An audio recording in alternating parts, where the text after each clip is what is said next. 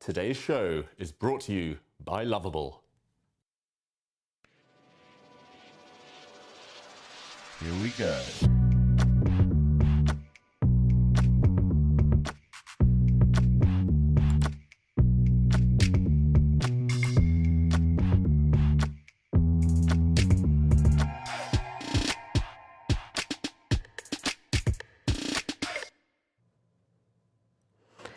It's a packed house at Take tonight. 3 players will be streaming Title Tuesday from the offices. It's a watch party vibe with kids, pizzas, and, of course, the best kind of chess action. Coming up, stay tuned for Game Week 2 in the Winter Split.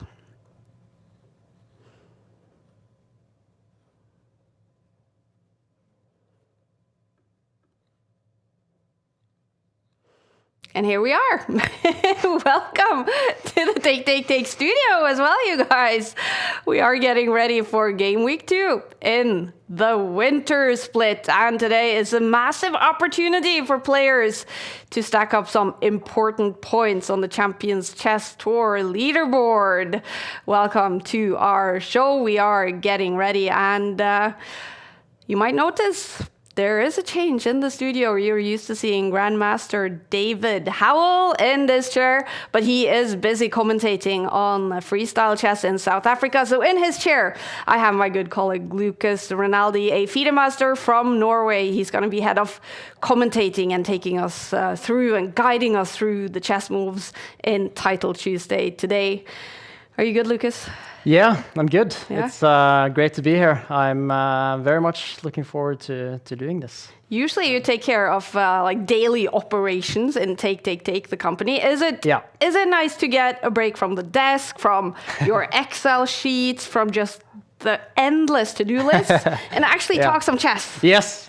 It's a lot of fun actually to get to do something a little bit out of the ordinary once in a while. I was streaming last week and now this, so a lot of fun the past couple of weeks. Yeah. Now, Lucas is a very competent chess expert with a rating. I checked this before the show.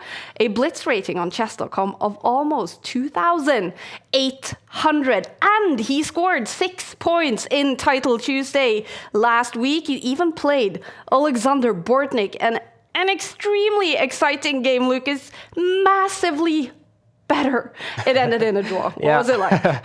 It was a lot of fun, and difficult to play against the top guys. I did have a very promising position, but he ended up, what can I say, tricking me a bit in the end. Nevertheless, still a decent result. So, okay, happy with that. Sounds like a chess player. Yeah. Do you think it's easier to be here, to commentate on the chess, to guide our viewers through the action on the board, rather than playing yourself? Yeah, I would say so. I think it's definitely easier because when you're streaming, you have to play yourself and commentate. Yeah. Now it's only the commentary part, so it feels a little bit more easy. All right. Well, Lucas will be breaking down the critical moments for us tonight. Now I'm going to break down the big picture for you guys, what it's all about, qualifying for the Esports World Cup. 13 spots in total. Magnus Carlsen, he is the reigning EWC champion, and he is directly qualified to next year's tournament in Riyadh. Also, the top 3 players from the Speed Chess Championship and the top 3 players from the Chesscom Global Championship will each go directly to Riyadh. But then every single week in Title Tuesday, the top 10 players score points in the Champions Chess Tour. And at the end of the season, it is the top 6 players in the Champions Chess Tour that qualifies for the Esports World Cup with a prize fund of $1.5 million. And let's take a look at the current Champions Chess Tour standings. We are done with one split, the fall split, and Magnus Carlsen is on top of the standings, but since he is already qualified for EWC, it is the 6 spots below him that right now count. Hikaru is in a good place. Alireza Fruja is also in a good place. Now, Title Tuesday is played across 3 splits: the autumn, the winter, and the spring split. Each split has 13 game weeks, and today we kick off game week 2 in the winter split, where it's not only Champions Chess Tour points at stake, also the top 8 players in the winter split overall qualifies to the Chesscom Global Championship, where, remember, top 3 goes directly to Riyadh. So much at stake every single Tuesday. And let's take a look at the standings in the winter split. We're only in game week 2. Magnus won last week, meaning he has 10 points and he is currently on top of the standings. 10 minutes to go until the start of game week 2. Will the players have signed up? We have Bortnik. Right. Yeah, Bortnik is there, your nemesis after last week. We see some good names on this list. Now, it's called Title Tuesday because it requires a title to play. If you have a FIDE title, you are welcome to play Title Tuesday, whether it's Grandmaster, FIDE Master, Candidate Master. And as a FIDE Master, Lucas, what is it like to every single week have the opportunity to play Magnus, Hikaru, the top guys? Yeah, it's a lot of fun. Especially as a FIDE master, you never get the chance to do that. It's like the only place where you can actually play someone that's good, and it happens quite often actually. If you have a bit lucky pairings, so a lot of fun. I always try to play when I can. Fantastic. Let's jump into the Title Tuesday stadium, the pitch, if you like, because it is this. It is the world that is our arena every single Tuesday. Players logging on from all over the globe. I see Ali Reza Farusha. He came 3rd in split 1. Will we see him fight for points today? Hikaru Nakamura, he is waiting for the birth of his first child these days. But let's hope he plays game week 2.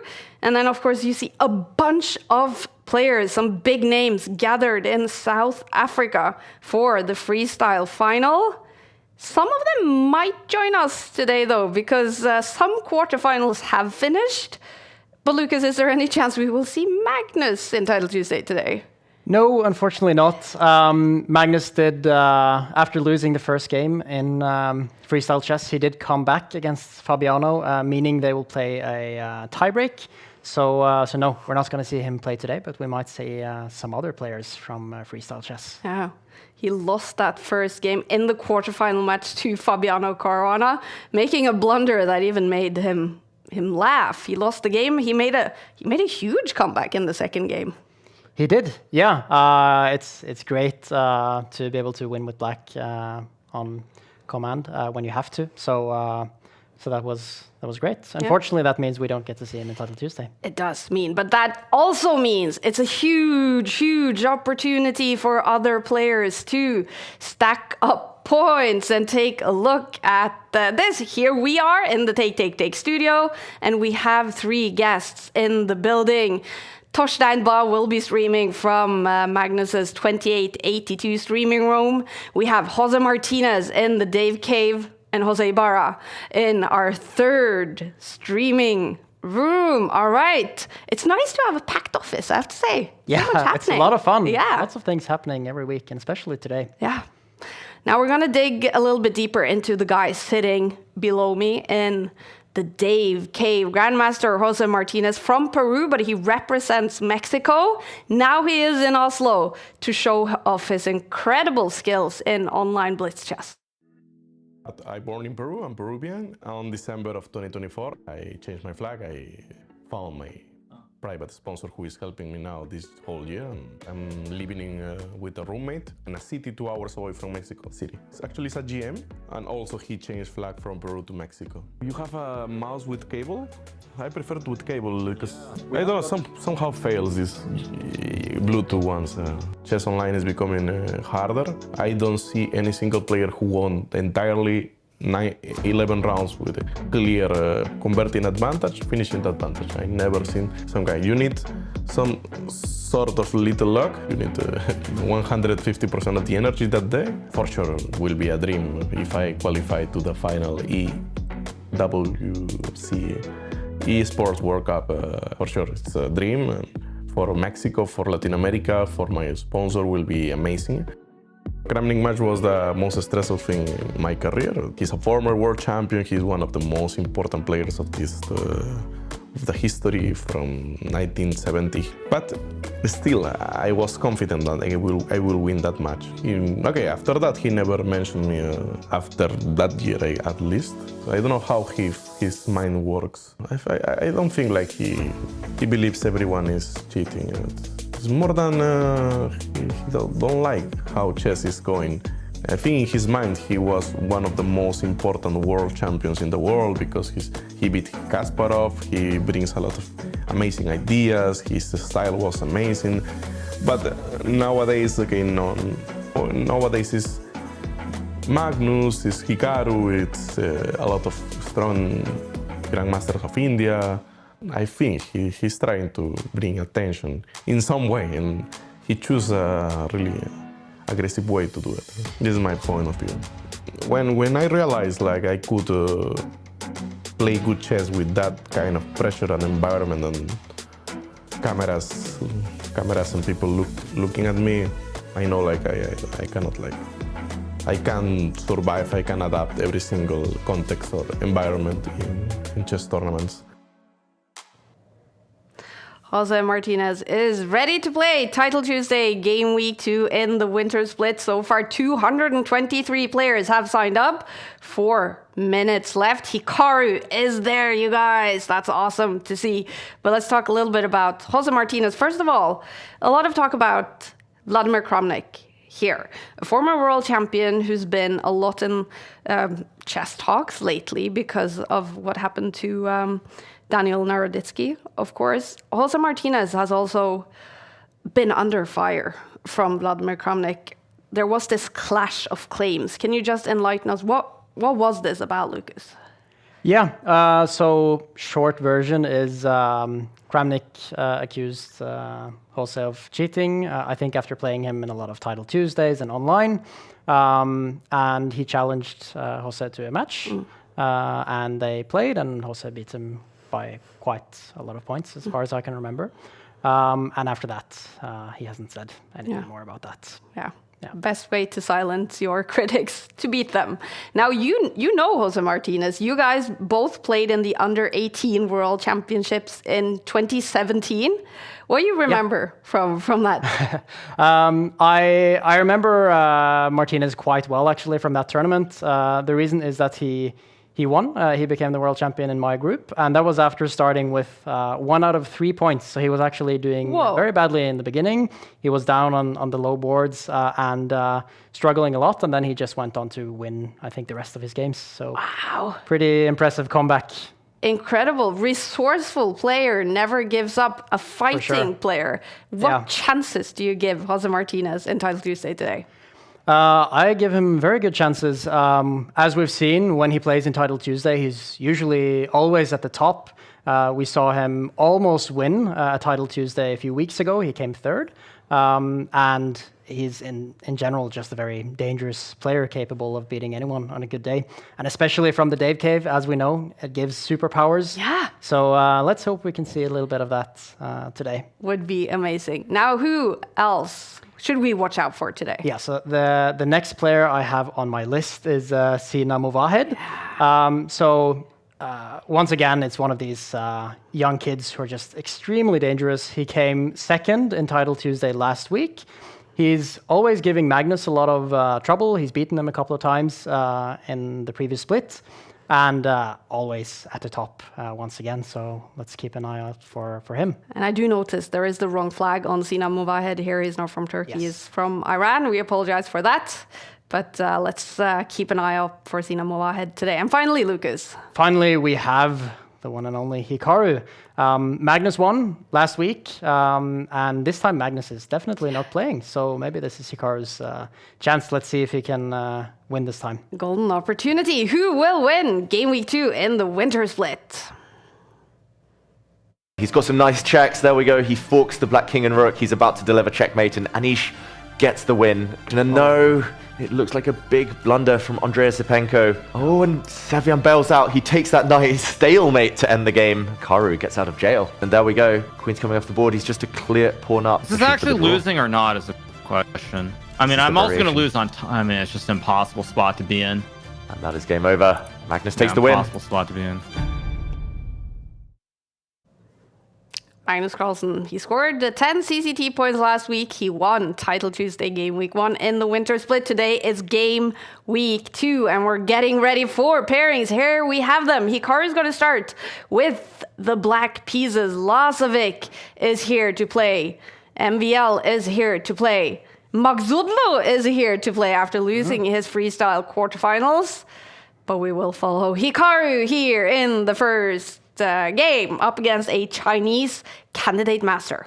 Yeah, let's have a look at this game. It starts out with a Queen's Gambit declined by Hikaru here. Very solid defense against the Queen's Gambit.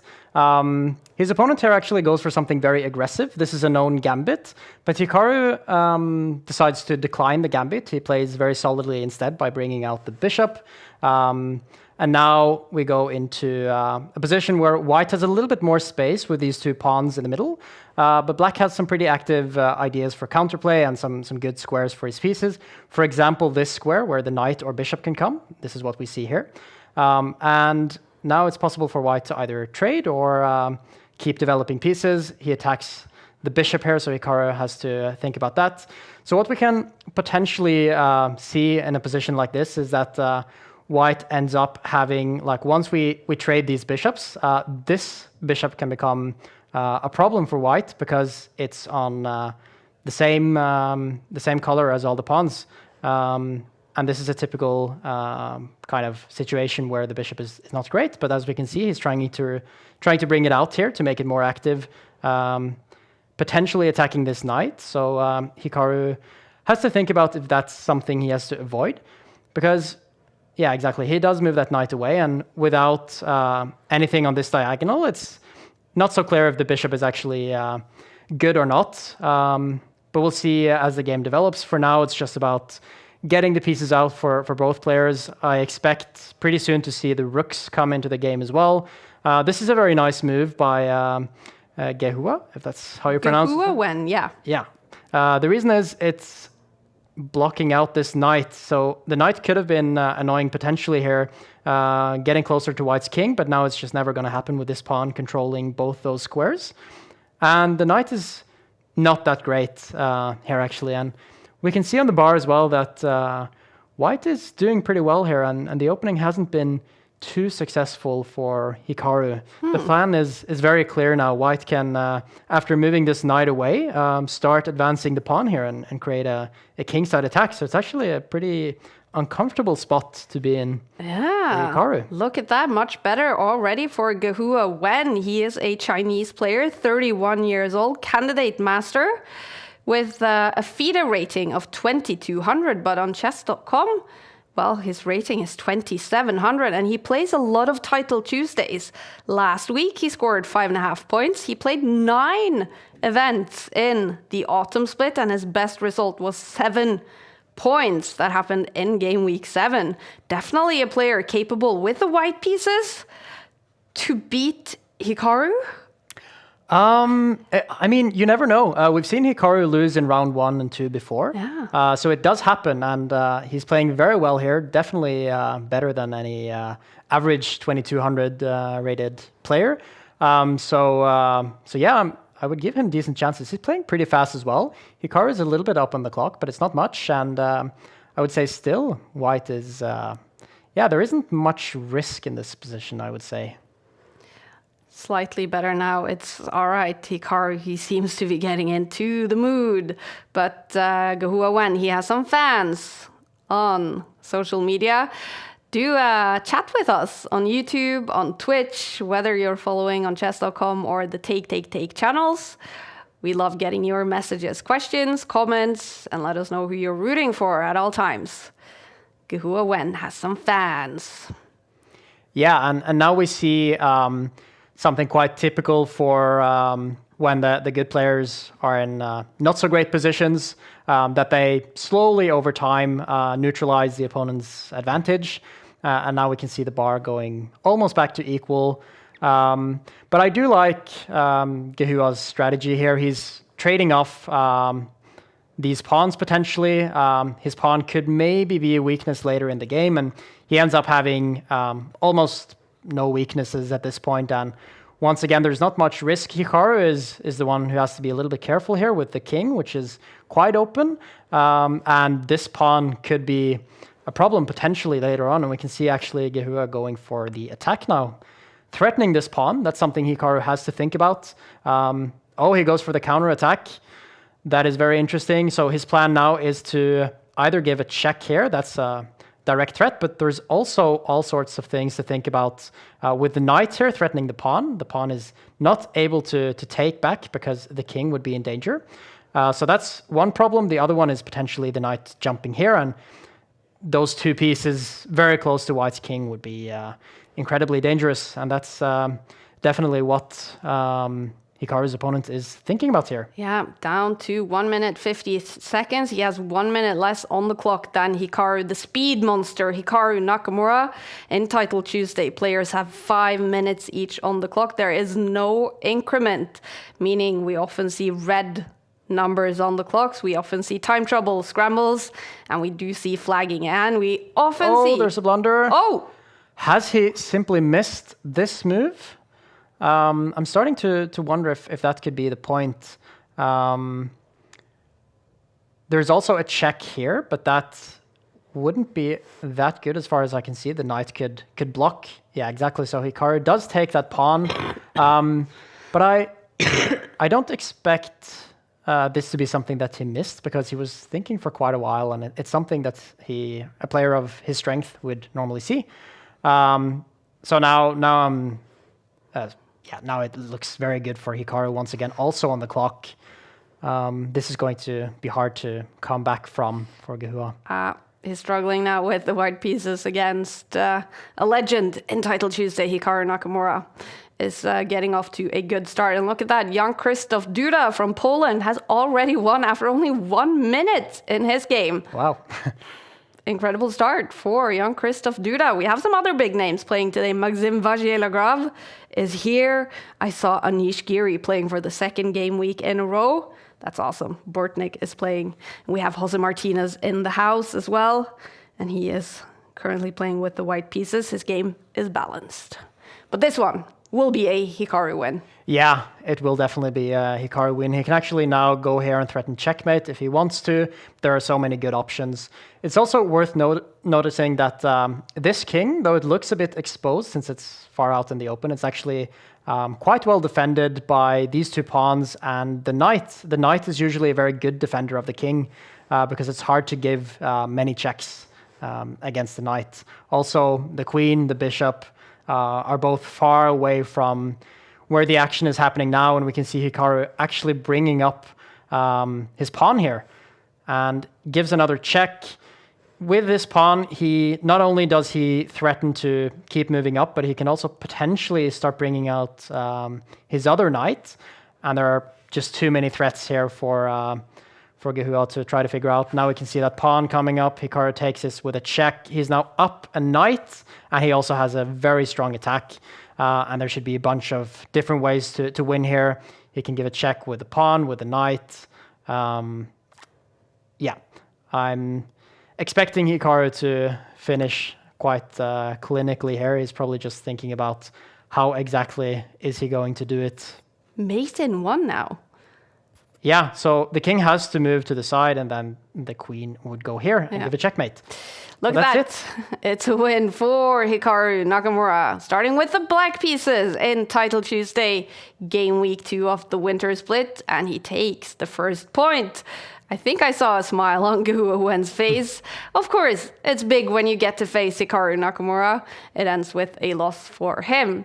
This is another one of the big names in Title Tuesday today. Maxim Vagier-Lagrave with the black pieces, massively better against Kononenko. Yeah, so he is in full control of the position here now. He's up a rook for a knight. He's also up a pawn. His king is more active, and he's up on time. So unless we see a miracle, yeah, exactly. This is a check also attacking the knight. So Maxime is not going to have any trouble winning, and there he does secure the win. I love how he celebrates this. Looks very happy. He was getting bored of playing that endgame. Not even like the slightest hint of a smile from Maxime Vachier-Lagrave, but of course, being one of the top players, he does expect to get a win in the first round, and that's exactly what he did. Same as Lazovic, same as Hikaru. Artemiev still playing. Magsudlu, bad day for him in freestyle chess, losing his quarterfinal against Javakir Sindero, but he starts out with the win in Title Tuesday. So the only top guy still fighting is Artemiev with the bar in the middle there. All right, that would be a surprise, especially if he loses. It would, and actually we can see one of our power players for today, Muvahed, has actually lost in the first round. Really? Very surprising, yeah. Okay, he came second last week, young Sina Muvahed. Bad start for him today. He has to make a comeback eventually. It's a win for Artemiev, probably some time trouble in the end there in that game. It's also a win for Anish Giri, Alexander Grishuk, Duda, who won his game after only spending a minute on his clock. How about our friends here in the Take offices? Jose Martinez. Let me see if I can find his game. It's a win for Jose Martinez in the Dave Cave. Nice. How about the other Jose, Ibarra? It's a win for him as well. Great stuff. And Torstein Ba streaming from Magnus's room. How did he do in the first round? A draw for him. A draw, that's a good result for him. It's a good, yeah, exactly. International master, Torstein Ba. These are pairings for round 2, starting right away. Should we have a look at Hikaru once again? Yeah, let's go do for it. it. Hikaru Nakamura with the white pieces in round 2 against Pakleza. We're going to find out who Pakleza from Poland is. This is a guy I've actually played a lot online. Grandmaster. He plays a lot on chess.com, and I faced him probably like 20 or 30 times. Really? Okay, so what style is Hikaru up against here then? It's a bit of an interesting combination, I would say. He plays sometimes quite positional, but he can also be aggressive and tactical. And the opening he does play here is quite true to his style. It's quite rare and not the most, what should I say, straightforward opening here with, I think he started with a perk opening where black kind of passively controls the center here, not too active in the beginning, and we can see Hikaru trying to exploit that with these two pawns going very directly for an attack here. But what quite often happens is that white can overextend and end up having a lot of weaknesses, and then black strikes back and starts attacking these weaknesses. So at the moment, it looks pretty nice for Hikaru, especially at this point. Maybe this knight is a bit stranded. It doesn't have anywhere to go now, so I think he has to protect this pawn, or sorry, the knight with the pawn. And then potentially Hikaru could just take the knight and we'll end up having a very weak pawn here for Pakleza. So yeah, good start for Hikaru. Zbigniew Pakleza from Poland. He's 39 years old, a grandmaster with a FIDE rating of 2,500 on chess.com. His blitz rating is almost 3,000, 2970 last time I checked. He plays a lot of Title Tuesday. Last week, he scored 6 points, same as Lucas. Oh, yeah. Yeah. There you go. And he's struggling now, though. He is struggling. Holy cow, a lot. massively He's in better big already. trouble. Yeah, we could see a very quick win for Hikaru now. That's a great rook sacrifice. Brilliant move. It's threatening mate. The only way to avoid it is to take the rook. Now the queen is going to enter, and or the pawn. There are many wins. And yeah, this is now going to lead to mate. There isn't anywhere good to put the knight, so we might even see a resignation at this point. They haven't even played 20 moves each. There we go. There it is. Wow, that's powerful from Hikaru Nakamura. Mate in 3 after 19 moves and spending 57 seconds. He wins in round 2 and goes up to 2 out of 2. We're jumping into another game here in round 2. Gzunka against Denis Lazovic. And this one is more balanced. Yeah, this one is a lot more balanced. We can see a pretty even pawn structure here. It's symmetrical, and this is probably something that came from a Queen's Gambit or similar. The only difference is white does have the bishop here against black's knight and bishop. The question is the bishop pair really that good in this position? Because it's quite closed, and in some cases, it could be good to have knights in closed positions. And we can see these two knights doing a pretty good job here. We can now see the other knight trying to get around here, potentially backing up this other one and trying to take its spot a little bit later on. But yeah, this is a typical slow maneuvering game. I think Lazovic is for sure going to try to win this, but it's going to be hard, and white is very, very solid. So it's difficult to convert these positions as black. Denis Lazovic from Belarus, the youngster who is just incredibly good in online speed chess. He won Title Tuesday Game Week 10 in the autumn split. And here he is up against Balázs Gazunka from Hungary, born in 1997, 28 years old, an international master called Chess Preceptor on chess.com. And he didn't play last week, so this is the first time he plays in the winter split. And he actually only played one event in the autumn split as well. So he doesn't play that much Title Tuesday. Great to see him here today, up against Denis Lazovic. A win here would be amazing for him. Yeah, and I was thinking about this move, queen to a3 in this position for him. That would attack this knight and the bishop. So it's a pretty dangerous threat.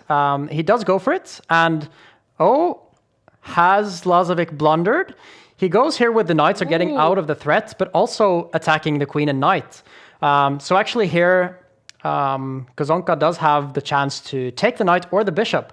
I'm expecting taking the bishop to be the best move here, considering he actually has a strong advantage. But it's a good moment to take a think for him. That said, he is getting a little bit low on the clock, and that could be what Lazovic is hoping for here. He does go for the safe trade, and now we're going to see Lazovic probably try to win on time in the long run. This is still going to be a long game, potentially. It's not that easy for white to just trade off the pieces. Now the knight comes into the center. It's still, of course, very equal. Like in a classical game, you would probably never lose this with white, but in blitz, anything can happen. And that is very surprising that he actually goes for kind of an attack here, opening up with this pawn. It does weaken the king a little bit, but it also frees up white's position. And maybe his idea is actually to attack the knight with a pawn and try to, at some point, get the bishop out, making it more active. Let's see what his plan is. Lazovic is trying to figure out a plan for how to try to convert this to a win, but it's tough. His head almost inside his computer screen right now. Denis Lazovic is looking for how to win in round 2. Someone who did win in round 2 and round 1 was Hikaru Nakamura. It's his birthday today. Oh, wow. Of course, December 9th, Hikaru Nakamura. It's his birthday. Happy birthday to Hikaru. He definitely hopes to celebrate his birthday with a Title Tuesday win. Yeah, and now what we see is that Lazovic has kind of forced this pawn to be on the same color as this bishop, which in a dream situation where you can trade off those two bishops, you have a very good knight, the, standing here, for example, against a pretty bad bishop. So if Lazovic can get that and be up on time, he's going to have a very good chance of winning. The problem is, how do you actually do that? And if you can't trade off these bishops, you don't really have a clear plan with black. You're just like jumping around a little bit, hoping for something to happen. And it's hard to imagine something will happen. So he's just trying to find quick moves. And for white here, it's just about playing quick moves, not blundering anything. And yeah, if possible, try to trade off. Oh, what's that reaction about? Yeah, so the thing is, now he made a positional mistake. So by moving this pawn up, he actually allowed this bishop to get a very good square. And, how is he going to stop this pawn? Will we see another queen on the board? Two very dangerous pawns here. Yeah, it looks like he has realized there is trouble in this position. It's going to be very hard for him to survive this. He needs to bring his bishop back to try to stop this pawn, but now Lazovic is up a pawn. He still has this very dangerous pawn. He can just bring his king around like this, and it's going to be impossible for his opponent to defend. There's nothing to do. You cannot use your king in the defense because this other pawn would become too dangerous, and Lazovic wins. Look at that. It's a win for Denis Lazovic. Oh, heartbreak for Kazunka. Also upset with himself. He did some good stuff in this game, but some blunders, and the Lazovic pawns just became too dangerous in this game. So 2 points out of 2 for Denis Lazovic. Yeah. All right. I am noticing several other cool games in this round. This is one of them. Magsudlu against Dang from Vietnam. All right, what are we seeing on this board? Wow, this is an incredibly dangerous position for Magsudlu, I would say. His opponent has extremely active pieces. There are 2 rooks here, very close to White's position. Looking at this bishop, there's Black's bishop here, also keeping an eye on the king, and there are so many potential dangers. That said, Black's king is also in a bit of danger here, and look at the time. He's down to 14 seconds. He's going to have to start playing very fast, and unless he can trick Magsudlu last minute here, I don't think he's going to be able to make anything of this position. What he could potentially do here is, if he just sacrifices that one pawn, maybe he can try to bring his bishop down to give a check to the king, and that could potentially be very dangerous. So it's like something Magsudlu's opponent for sure has to look out for here. But I think Magsudlu is trying to just play it safe now, don't do anything crazy, and win on time. What he does here is a very good idea. It's just making simple threats and making his opponent think.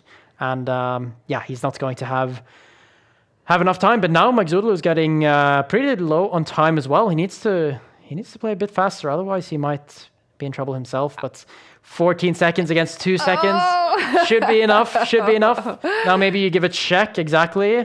Then he needs to think about that. Oh, is it mate? He wins on time. He wins on time. 0-0-0 on Zondang's clock. He loses to Param Magsudlu in round 2. So that's 2 out of 2 for Param Magsudlu, making a comeback in Title Tuesday after losing his freestyle quarterfinal earlier today. Round 3 is coming up. It's Klukin against Hikaru here in round 3. Lazovic against Arvin. Some big matchups here. MVL, Maxim Vachier-Legrave against Mitraba. But we have to follow the birthday boy, Hikaru Nakamura, turning 38 years old today. Up against an international master with an incredible Chesscom Blitz rating of 3,033. International master, Klukin, with the white pieces against the birthday boy. Yeah, I can remember Klukin having played in the top a lot of times in this Title Tuesday split. Often against Hikaru, against Magnus, so he's a very strong player, someone to look out for. What we see here is a very classical Nimzo Indian defense by Hikaru. So what he does here is that he gives away the bishop pair for quick development, and all of his pieces here are solid. What he's planning to do now is bring the bishop out to the long diagonal here. And long term, White wants to keep the bishops, try to open up for them and play for an open position, potentially also gain more control of the center, whereas Black wants to stay solid, attack the center, and start trading off pieces a little bit later on. Now it looks like Hikaru wants to attack the center here potentially with a pawn. That's a pretty typical idea. He does trade first. So now this is something to keep an eye on for Klukin. Hikaru does actually go for a pretty direct exploitation of this bishop being a bit exposed. So he was able to take a pawn here.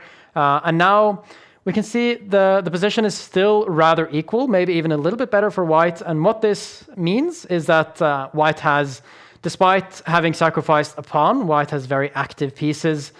This is a little bit clumsy for Hikaru, having to look after this knight, blocking this path for the bishop. And it's up to Klukin to try to do something direct and attack Hikaru while his development is slow. So at the moment, he has a lot of pieces still on the back rank, whereas Klukin has many pieces in good positions here and is only missing the rooks. There are some open files here, potentially. So, I like the chances for Klukin until we see that. and not just anymore. When you say that, is this a blunder? I wouldn't say mistake, maybe. Maybe it's like more of a missed chance or a mistake, because he probably had something good there to keep the pressure up on Hikaru. Then he didn't find it. He played this attack with a pawn, which didn't accomplish that much. Hikaru just went back with the knight, attacked the bishop, and actually gained some time now. So now he is going to try to get his pieces out quickly. The bishop can actually come here, attacking the queen, threatening the knight. And this is typically a situation where black gets the pieces out quickly, can trade some pieces, and the danger is over. He's suddenly up a pawn, and Klukin even has this pawn in the center, which, if it's not being used for an attack, for example, by going forwards, it often becomes weak, because Hikaru has the queen and rook on this file looking towards it, and that's a long-term problem. Kirill Klukin from Serbia. He's 25 years old, an international master who does very well in Title Tuesday. In Game Week 6 in the autumn split, he scored 8 points. Wow. This is a tough opponent for Hikaru Nakamura, but Hikaru seems to be on fire today. He's been playing some really good chess. Even if we're only in round 3, he is better in this game. Yeah, Klukin is a typical opponent who could have been very dangerous if he had found the correct moves there a couple of moves ago. But now Hikaru should be in control, and I don't think he's going to have very big problems converting this. That said, he is thinking for quite a while here, so obviously there is something that he is worried about. He is almost 1 minute down on the clock. We are not used to seeing Hikaru Nakamura down on the clock, and the evaluation does not like his knight move. Yeah, I think the problem is that maybe Klukin can push his pawn either now, or maybe he does something else first. But if he can do that and open up for all of his pieces, it can potentially become a little bit dangerous here, because this bishop, if it gets there, suddenly the rook is almost trapped, and there's a lot of things to think about. And this move is also very good because it attacks this rook. There isn't a very nice way of defending it, because you don't want to move it off this file. That's what he did. But now it's less active than it was on this open file. But Hikaru didn't want to move his pawn up. That would have weakened his position. So now Klukin is trying to get his knight into the game, potentially wants to go here into an even more active position. But I think the main thing that he's thinking about now is pushing this pawn. So the question is just, when is he going to do it? Maybe now he does go for it. Now he can recapture either with the knight or the bishop. He goes for the knight. This has a very deadly threat here. If he can give this check, he would also attack the queen. That would be game over, but Hikaru is obviously going to see that. But now there's a lot of tactical ideas here in this position. Can he even go here with the bishop? Because you can't take it. If you take it, there's a fork. And if you don't take it, there are a lot of pieces under attack. So, yeah, maybe that's a dangerous idea. Klukin is now better. It looks like he's actually streaming. He has been speaking. I want to check which language, if I turn on his sound. Unfortunately, we don't have sound from Mr. Klukin. Hikaru, however, can we hear him? I wonder if I should have played Rook E8. It's too slow. There's also Rook C1. This is actually not trivial. Need to be careful here. Not trivial. Having a sip of coffee. Hikaru Nakamura, it is his birthday. He is turning 38 today. He will be hoping to win Title Tuesday for the 108th time. He is by far a legend in Title Tuesday. No one has won it more than him. 107 times. He has 45 second places, 32 third places. He scored 11 out of 11 2 times, and that is what Hikaru will be going for today. Victory and 11 out of 11. Yeah, and Klukin is taking a long think here. And he doesn't find the move. I would say taking a think in that position is justified because it's a very critical moment. But I think he had something a lot more direct. Maybe it was actually this bishop idea, which would have created a lot of threats. Now he has actually blundered because Hikaru finds a tactical idea here. Sacrificing the rook for the bishop, but this eliminates the defense that this bishop was giving to the knight in the center. And now Hikaru is just going to pick up that knight. So he has 2 minor pieces for the rook, which is pretty much always a good thing. And on his way to 3 out of 3, Hikaru Nakamura. Is there any hope for Mr. Kirill Klukin in this game?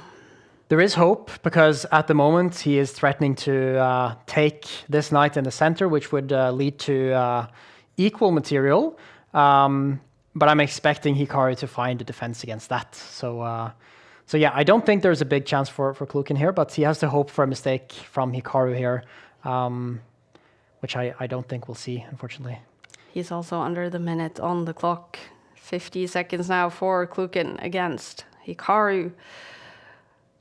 Yeah, so what we saw on the previous move was that Hikaru didn't actually defend the knight, but he brought the rook here so that there were back rank mate ideas. And Klukin goes here with a pawn to defend against that. So now there's a bishop here. Is there a fork in this position maybe? He doesn't actually go for that. Maybe he was afraid that his king would be too open. But this this is very surprising that he goes for, because now objectively it's not that bad for Klukin.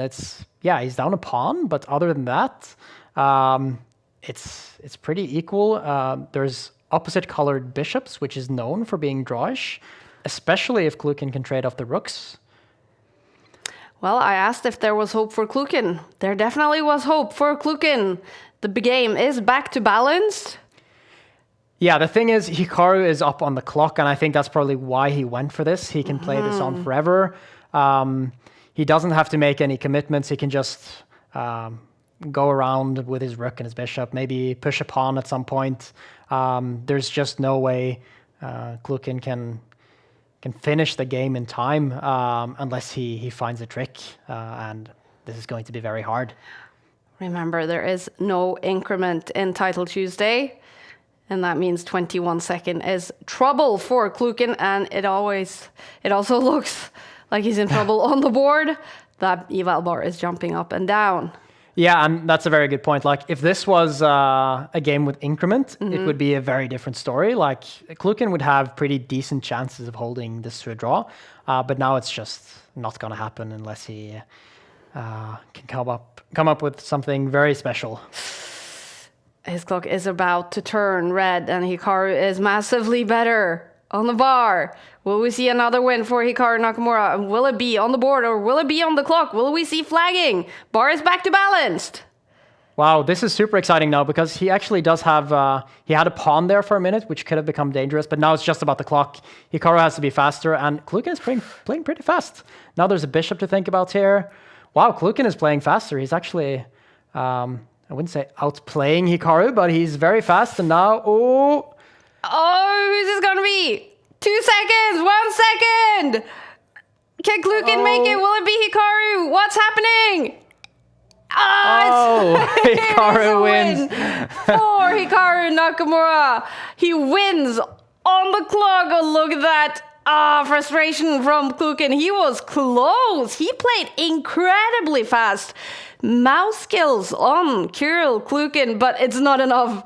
Hikaru Nakamura takes it with less than a second left on his clock. That was a long game. It outlasted all the other games here that we can see on the list in round 3. And that means straight from time trouble to round 4 for Hikaru Nakamura. Yeah.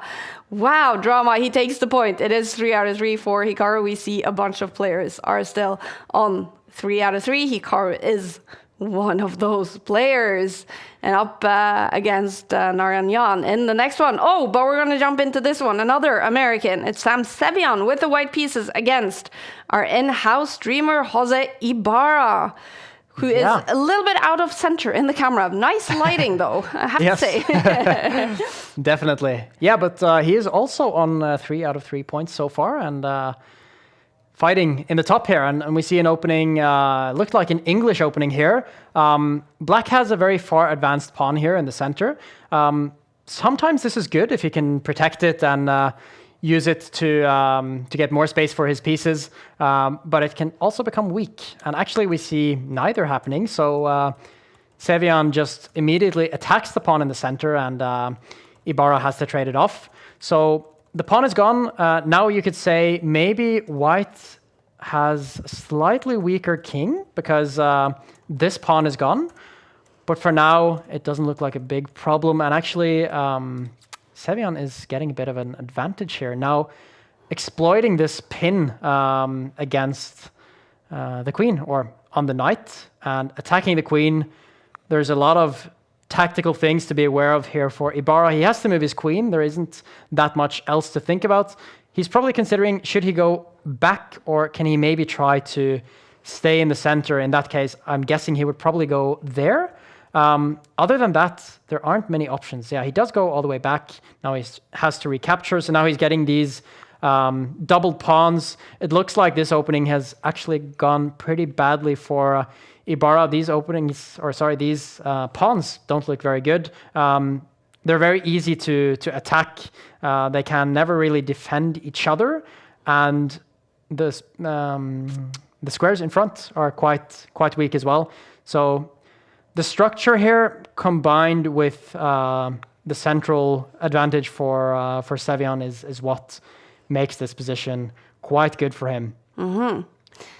Now let's talk about our guest streamer at Take today, Jose Carlos Ibarra from Spain. He's 40 years old. He brought his family here, his 2 sons, Lucas and Eric, and his wife. That was amazing to have them here having some pizza, enjoying some chess. They told me they were going to a reptile park before Title Tuesday started. So that's super cool. But this is a Grandmaster who, with a FIDE rating of 2550, but online blitz is truly where he shines, Lucas. Yeah, he's incredibly strong in online blitz. We see him almost every Tuesday, somewhere close to the top of the leaderboard. We've seen him lead Title Tuesday before. So yeah, he can beat almost anyone on a good day. And excited to see if he can pull something good off today. Yeah. He's off to a good start, although he is in trouble in this game for sure. Definitely. Now, he did play Title Tuesday last week as well, scored 7.5 points. Really, really good stuff from Jose Ibarra. And his best score from the autumn split was an 11th place. So close to being top 10 and scoring Champions Chess Tour points. But he can still do it in the winter split, up against, of course, Sam Sevian, an American, one of the best American players, and we see him quite often in Title Tuesday. Super focused here and massively better, Sam Sevian. Yeah, this looks incredibly dangerous. He actually just goes for an immediate attack here with a pawn, looking to get open, or get the diagonal open for his bishop. So now he's actually potentially threatening the knight with a bishop. I think that's what he's up to. And Ibarra attacks the queen. The queen has to move.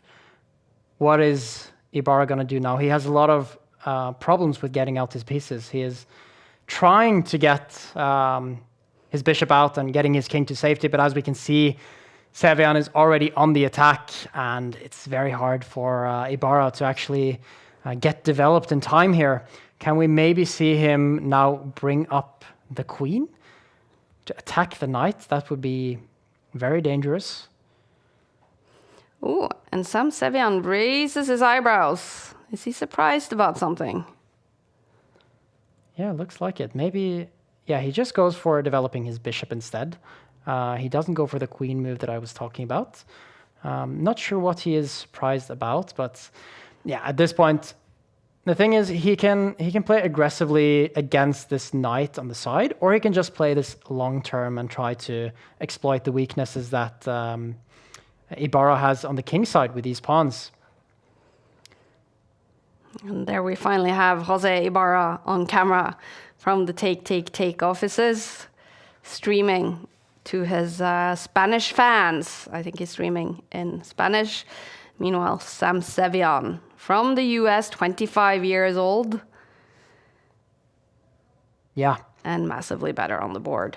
Yeah, I think this is one of these positions that are difficult to come back from. That said, the position is kind of open. He does have some chances with his rook, bishop, and knight on the queen side there. If he can get them into active positions and try to trick his opponent, there is, of course, chances. They're both pretty low on time here.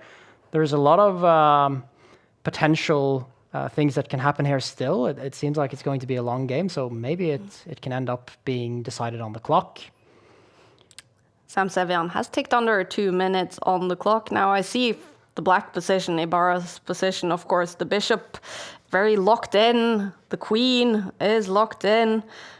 Maybe hard to move the pieces, but his king looks very safe, I have to say. Yeah, so the thing is, it's potentially safe, but now we can see the problem with these double pawns is that the squares in front are quite weak, and actually Sevian now can bring his queen onto the same diagonal as his white bishop, and that would actually threaten checkmate, and is not a nice threat to face for Ibarra. He does actually do that. Now he is threatening checkmate. The only move Ibarra can play here is moving up the pawn. So stopping that checkmate by blocking the queen's path. Now Sevian brings up his knight, trying to attack that pawn. That's the problem with moving the pawn forwards. Maybe Ibarra is considering to take that knight, but if he does that, suddenly his king is going to be extremely weak again. So I don't think he can actually do that. And if not, the knight is going to enter. So yeah, very difficult position now to get back from. As we were talking about Ibarra maybe being able to fight back, it now looks very difficult. That said, I do like that move by him, because if he can trade off the queens, then white doesn't have as strong of an attack anymore. So that's what Ibarra is, yeah, look at that. Yeah, he does go for that. So he's able to trade off the queens, which I would say is a win for Ibarra in a way, because then he's actually not getting checkmated. That's always a nice thing when you're in trouble. And then he just has to try to fight his way back from this position. And it is getting uncomfortable on the clock for Sam Sevian. He is under the minute left on his clock. Ibarra with some good recent moves. Can he fight back in this game? He should play fast though, take advantage of the clock. Yeah, he has to do that. I think that's Ibarra's only hope. And here with 1 minute, or actually less than 1 minute for Sevian, there is some hope. I would say this is possible to come back from, especially with no increment. And this is the type of position where if you don't give checkmate pretty soon, pawns can start falling and black can get active. So this is a very critical moment. What Sevian is trying to do now is bring his rook across. He doesn't actually do that. I'm very surprised that he didn't go for that idea, trying to check the king and start an attack. Instead, he is focusing on his passed pawn here. So he picked up another pawn from Ibarra. And now, let's see, can he get this pawn here into the action? Aha. That looks dangerously close to becoming a queen for Sam Sevian. Ibarra is fighting but struggling on the board. Yeah, now he's struggling a bit on the clock as well. Half a minute each, but these 10 seconds in difference are quite important. Yeah. Lasovic is on 4 out of 4. Hikaru Nakamura in a winning position in his game, about to go up to 4 out of 4. Sam Sevian and Ibarra can both go to 4 out of 4 with a win in this game. And now the clock is red. He resigns. Yeah. It's over. Jose Ibarra, he won 3 games in a row, but in the 4th one, he loses to Sam Sevian, the Grandmaster from the US, who celebrates like crazy. Was that even a yawn? He's obviously very happy. Yeah. No, but instructive idea in the end here by Sevian. It's sometimes difficult to promote a pawn against a rook, but here by blocking with the knight, there's actually no way to stop the pawn from moving in here, and it's also defending the knight. So it's a very nice way to finish the game here. All right. It's a loss for Ibarra. Let's see if he can strike back. Some other games still happening, or is everyone finished? I can see Anish Giri has won his game in round 4. Yeah, we have a couple of games at the very end of the time trouble here. Oh, it's a draw. Wow. Why is this a draw? Because Drozdovsky wins on time. Yeah. But he only has his king left, and this is very annoying for Sarana because he has checkmate on the next move, but he didn't make it in time. So he doesn't get the win. It ends up being a draw. Wow. Yeah. Wow, that must be so annoying. A dramatic Very annoying. ending there to round 4. And look at that. We are now seeing 11 players take the lead with 4 out of 4. Hikaru Nakamura, turning 38 years old today on his birthday, is one of those players on 4 out of 4. We are missing some other big names on that 4 out of 4 list, though, but Maxim Vachier-Lagrave, 3.5 points. That's a good score. Anish Giri is on 3.5 points. And how about our friends? Jose Martinez just played Ginger GM. Oh, wow. Wow, and he had a win. It was a win for Jose Martinez. He should then be on 3.5, or is it 3 points for Jose Martinez?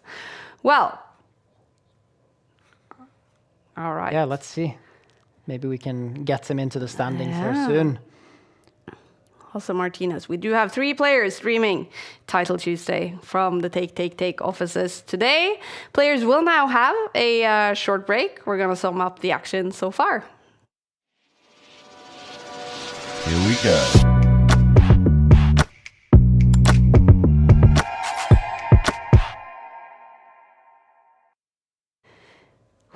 All right, that was 4 rounds, Lucas. What's the verdict so far? Lots of exciting chess. We've seen the favorites pretty much deliver here. Hikaru's had a very good start here on his birthday. Very convincing wins so far. He was in slight trouble in one of the games, but it felt like he was always in control. And other than that, we do actually see a couple of unknown names at the top here. We definitely do. Some surprises. Could we see a shocking surprise win in Title Tuesday Game Week 2 in the winter split? Well, Magnus Carlsen isn't playing today. He is busy with freestyle quarterfinals in South Africa. But not too long ago, Magnus was in Oslo and he played classical chess for the first time in a while. That's a video you can see on the Take YouTube channel. Let's take a look at a small clip from that video. Magnus Carlsen usually plays on the world stage, facing the very best in events like the Esports World Cup. But today, he's here, back in a classroom at NTG, his old high school just outside Oslo. This is where he honed his craft, where a teenage prodigy began building the legacy that would one day reshape chess. The walls still carry his story, lined with photos from those early years, echoes of how it all began. He just got off a plane from the US, where he played in a prestigious tournament featuring some of the world's elite, and he's not exactly well rested. I arrived at 10 o'clock this morning and I'm not on a lot of sleep. I'm tired. Still, he's about to face a former Norwegian champion, Frode Elsnes. I'm always a bit apprehensive because I know that, you know, me not winning a game is big news, and I mean it's happened. It's happened before in the Norwegian league. Little did Magnus know that this would be one of the craziest games he had played in a long time. And if you want to witness that crazy game, you can find the full video on the Take YouTube channel. Magnus playing classical chess without any sleep and in his old high school alongside Lucas. You were also playing. Yeah, I was also playing actually. I didn't do too well, but I had a lot of fun playing these games. I don't play classical very often, but I do play for for the team that Magnus has, and it's a lot of fun that he actually shows up. Incredible. In these games. Magnus Carlsen playing classical chess there. He's not playing Title Tuesday today, unfortunately, but that's a huge opportunity for the other players to bank Champions Chess Tour points and to get a win in Title Tuesday. Hikaru Nakamura is one of those players really, really hoping to win it today on his birthday. Now, before the action starts again in 1 minute, let's take a look at one of the highlights so far today in the first 4 rounds. This is our action replay presented by Lovable, and it was this game between Kirill Klukin and Hikaru. It was a cool game. Very cool game. It went all over the place, like anything could have happened in this game. Klukin had a pretty strong advantage at some point, but then he blundered. As we saw in this position, the rook took the bishop and got out of the defense, and now we just got this crazy time trouble where Klukin almost was able to actually catch Hikaru on the clock, despite being down a lot on the clock earlier on. And then eventually Klukin lost on time, a win for Hikaru Nakamura, and that was today's action replay presented by Lovable.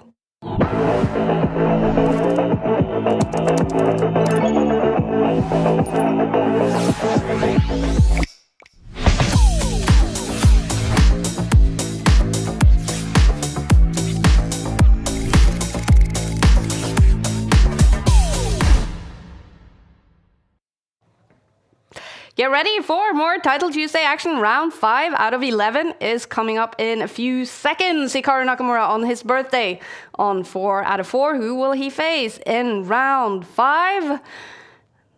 Okay. Oh, good one. Yeah. Martirosyan against Hikaru. White pieces for Martirosyan, black pieces for Hikaru. It's Lazovic against Shimanov. Some big matchups coming up in round 5. And Nishikiri is playing Title Tuesday for the 2nd week in a row, but we will follow Hikaru Nakamura on 4 out of 4, hoping to score 11 out of 11 on his birthday. Here we go. This is round 5. Yeah, let's see which defense he goes for here. He's been playing against this one d4, the queen's pawn, this move, in a lot of his games so far. We saw against Klukin that he played the Nimzo Indian. That's what he's going for here as well. Very similar start to that game.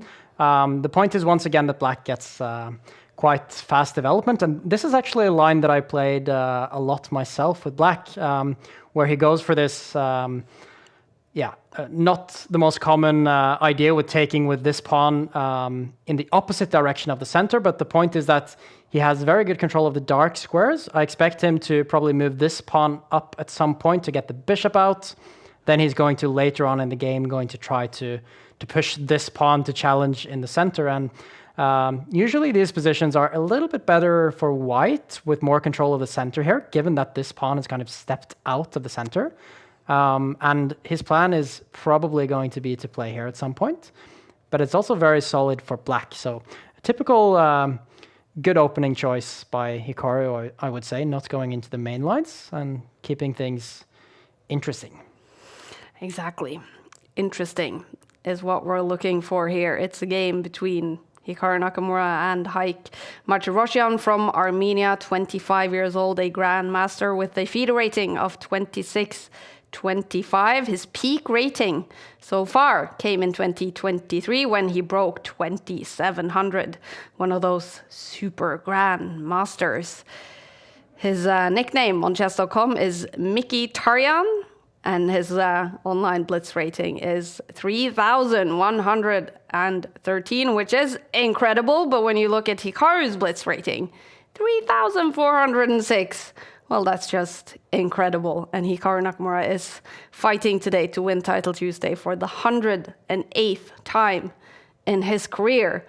But right now, it is his Armenian opponent who is better in this game. Yeah, his opponent is known to be very strong. He's usually always up there in Title Tuesday, and I've seen him in these chess.com tournaments for ages, the last few years. And the position here is very solid for him. There aren't that many weaknesses. He has more control of the center. He can just play this try to outplay Hikaru long term, but there's also not that much to actually try. And as we can see now, Hikaru breaks in the center. Now Martirosyan needs to figure out what to do about this pawn situation. He's probably just going to leave this for a while because you don't really want to take. Then Hikaru would just take back with a pawn, and you haven't really accomplished that much. So instead he tries to bring his knight around, putting a little bit of pressure here. I think Hikaru has to be careful with moving this pawn forwards. Then it can become a weakness, as we've seen in a couple of the games earlier on here. But now actually this is a big threat, so the queen has to sidestep. This also puts pressure on the pawn in the center, so now Hikaru has to think about that. How does he defend the pawn? Is he going to move forward? I don't think he wants to take, because that would allow the knight to get into the center to a very juicy spot here with all sorts of threats. So he doesn't do that. He actually brings his pawn forwards, but now this pawn is a little bit weak, and he actually has to bring up another pawn to defend it. The problem is now potentially Hikaru's king can be a little bit exposed later on, and if Martirosyan can break open the position somehow here, he could suddenly end up having very good chances. He definitely did well last week. He placed 5th, scoring 3 Champions Chess Tour points last week. Haik Martirosyan, a solid opponent here for Hikaru Nakamura.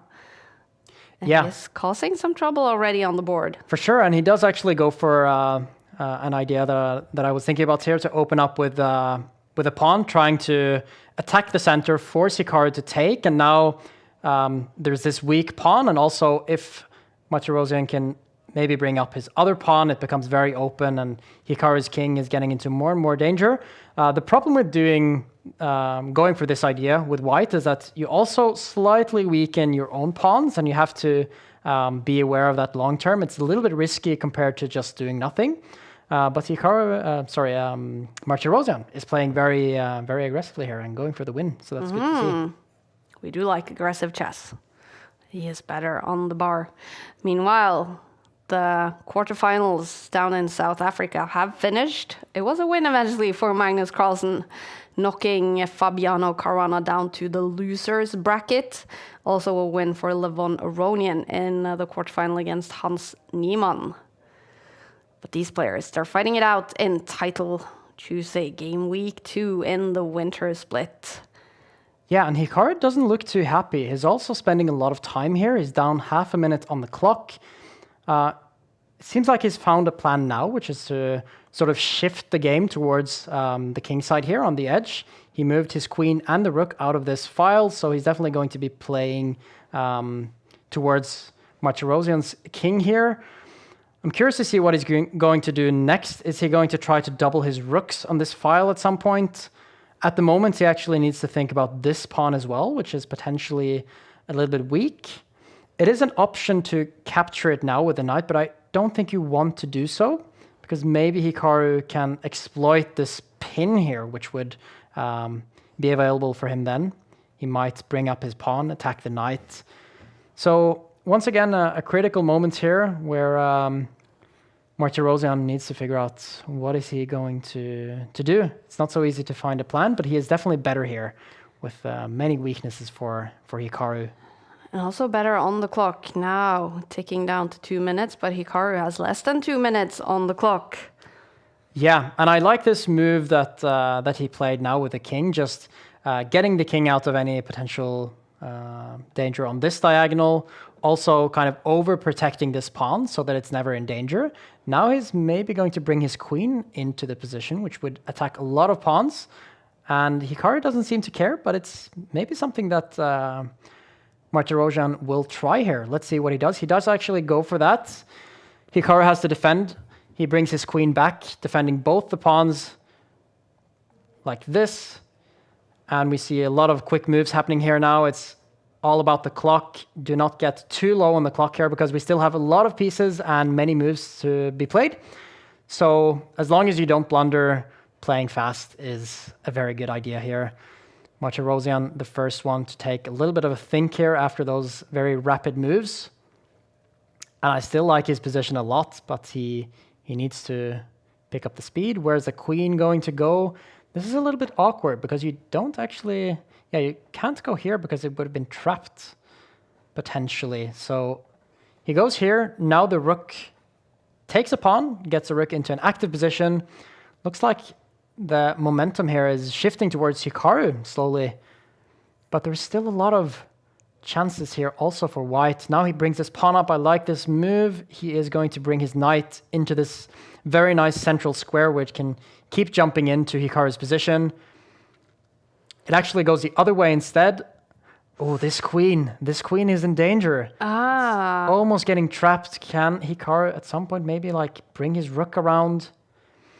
This seems very difficult to play for white with little time on the clock, because you need to watch out for these threats, and you also have to play good moves. Yeah, and it looks like those pieces on the back rank for black, Hikaru's pieces, the queen, the knight, the bishop, the rook, they're just like eyeing up everything from that back rank. They look super dangerous. Yeah, they are very dangerous, and they defend everything, and they're creating some threats from the back rank as well. Actually, Martirosian had to sacrifice a pawn there to get the queen out. And now he's down 2 pawns. And he's also a bit defensive here with the queen and the rooks in the defense. So he's trying to get some counter threats here. Now he's bringing this knight back to jump into this square. This idea that I talked about previously, which would be quite annoying for Hikaru, which is why he is thinking here. He does bring the knight in, and he's defending this square with a lot of pieces. The eval bar is swinging all over the place here. And the clocks are ticking. Both players under 30 seconds. What will happen? Can Hikaru Nakamura win this on the board, or will we see red clocks? Yeah, I think Hikaru is close to winning this on the board as well. He's very solid here with this good knight in the middle of the board. He's also up material. White's and Hikaru finds a tactical trick. There was a blunder there. Now this is a check, and the queen will fall. So now it's, he's playing for time here, Martirosian, but I don't think that's going to work, unfortunately. Since it's also down on time. Yeah. 7 seconds, and there it is. A win for Hikaru Nakamura. I was too good in the scramble there. So we got the win, 5 out of 5. Let's keep rolling. I was too good in the scramble. I like it. Hikaru Nakamura on fire on his birthday. This is still round 5. Jose Martinez, also nicknamed Hospem, is playing from the Dave Cave. He is massively better here in round 5. Ooh, look at the clock. Looks like he is in control here. Yeah, and he wins on time, but also on the board. He wins on the board, on the clock. Let's hear if we can get some words. Es que mira, no tengo más que 0.70. I didn't understand that. Do you know Spanish? No, but you do. No, I don't, unfortunately. It's another win. It's a win for Jose Martinez. Let's check out his score so far today. He's won 4 games, 1 loss, so that should take him to 4 points, and definitely in the mix and in the hunt for all those players on 5 out of 5. So far, that is 5 players. Lazovic, Sevian, Hikaru, Bartel, and Artemiev. Some big names up there on 5 out of 5. And look at that matchup. For round 6, we do have Artemiev against Hikaru. Let's have a look at that. Let's have a look at that. Artemiev with the white pieces, Hikaru Nakamura with the black pieces. This is round 6 in Title Tuesday, Game Week 2, the winter split.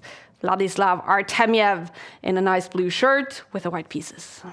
Yeah, tough pairing for Hikaru this. Getting another black, and he's going for the same opening once again as we saw in the previous game. And Artemiev chooses a slightly different approach here. He doesn't actually take the bishop here that he could have done and doubled Hikaru's pawns, but instead he goes for a very solid classical line here, just developing the pieces normally, and we keep a pretty common structure in this position. These types of positions are usually slightly better for white because white has a little bit better control of the center, especially now moving this pawn upward. Grab some space here. It blocks out Hikaru's bishop, and this is quite comfortable for white, but there are also decent winning chances for black here if he can find the correct ideas to play against the space advantage. So usually in these types of positions, when you have less space, you try to trade pieces, and this is exactly what Hikaru is doing now. The reason why you want to do that is because if you have too many pieces with little space, you end up getting quite cramped and your pieces are kind of standing on top of each other. So what Hikaru now is trying to do is get rid of a few pieces, and his remaining pieces will have a lot of room to move around. And in the long term, he'll try to actually target this pawn in the center here, which later on can become a weakness. Okay. Vladislav Artemiev from Russia, 27 years old, a grandmaster who is especially good in online speed chess. He played Title Tuesday last week, scored 7.5 points, and his best score from the autumn split was 9 points and a 5th place in Game Week 13. He's won Title Tuesday 5 times in history, definitely capable of taking the win here today. He is better on the bar against Hikaru. Yeah, it's worth mentioning that the computer usually likes these types of positions for white because you have more space. The computer loves space. That said, I think Hikaru has a pretty good variation of this type of structure, because usually you have this, but with many more pieces on the board. And in that case, white is often better with more space. But when Hikaru has traded a lot of pieces like here, I don't think it's as clear. So actually, I might rather take black in this position because it's very easy to find moves.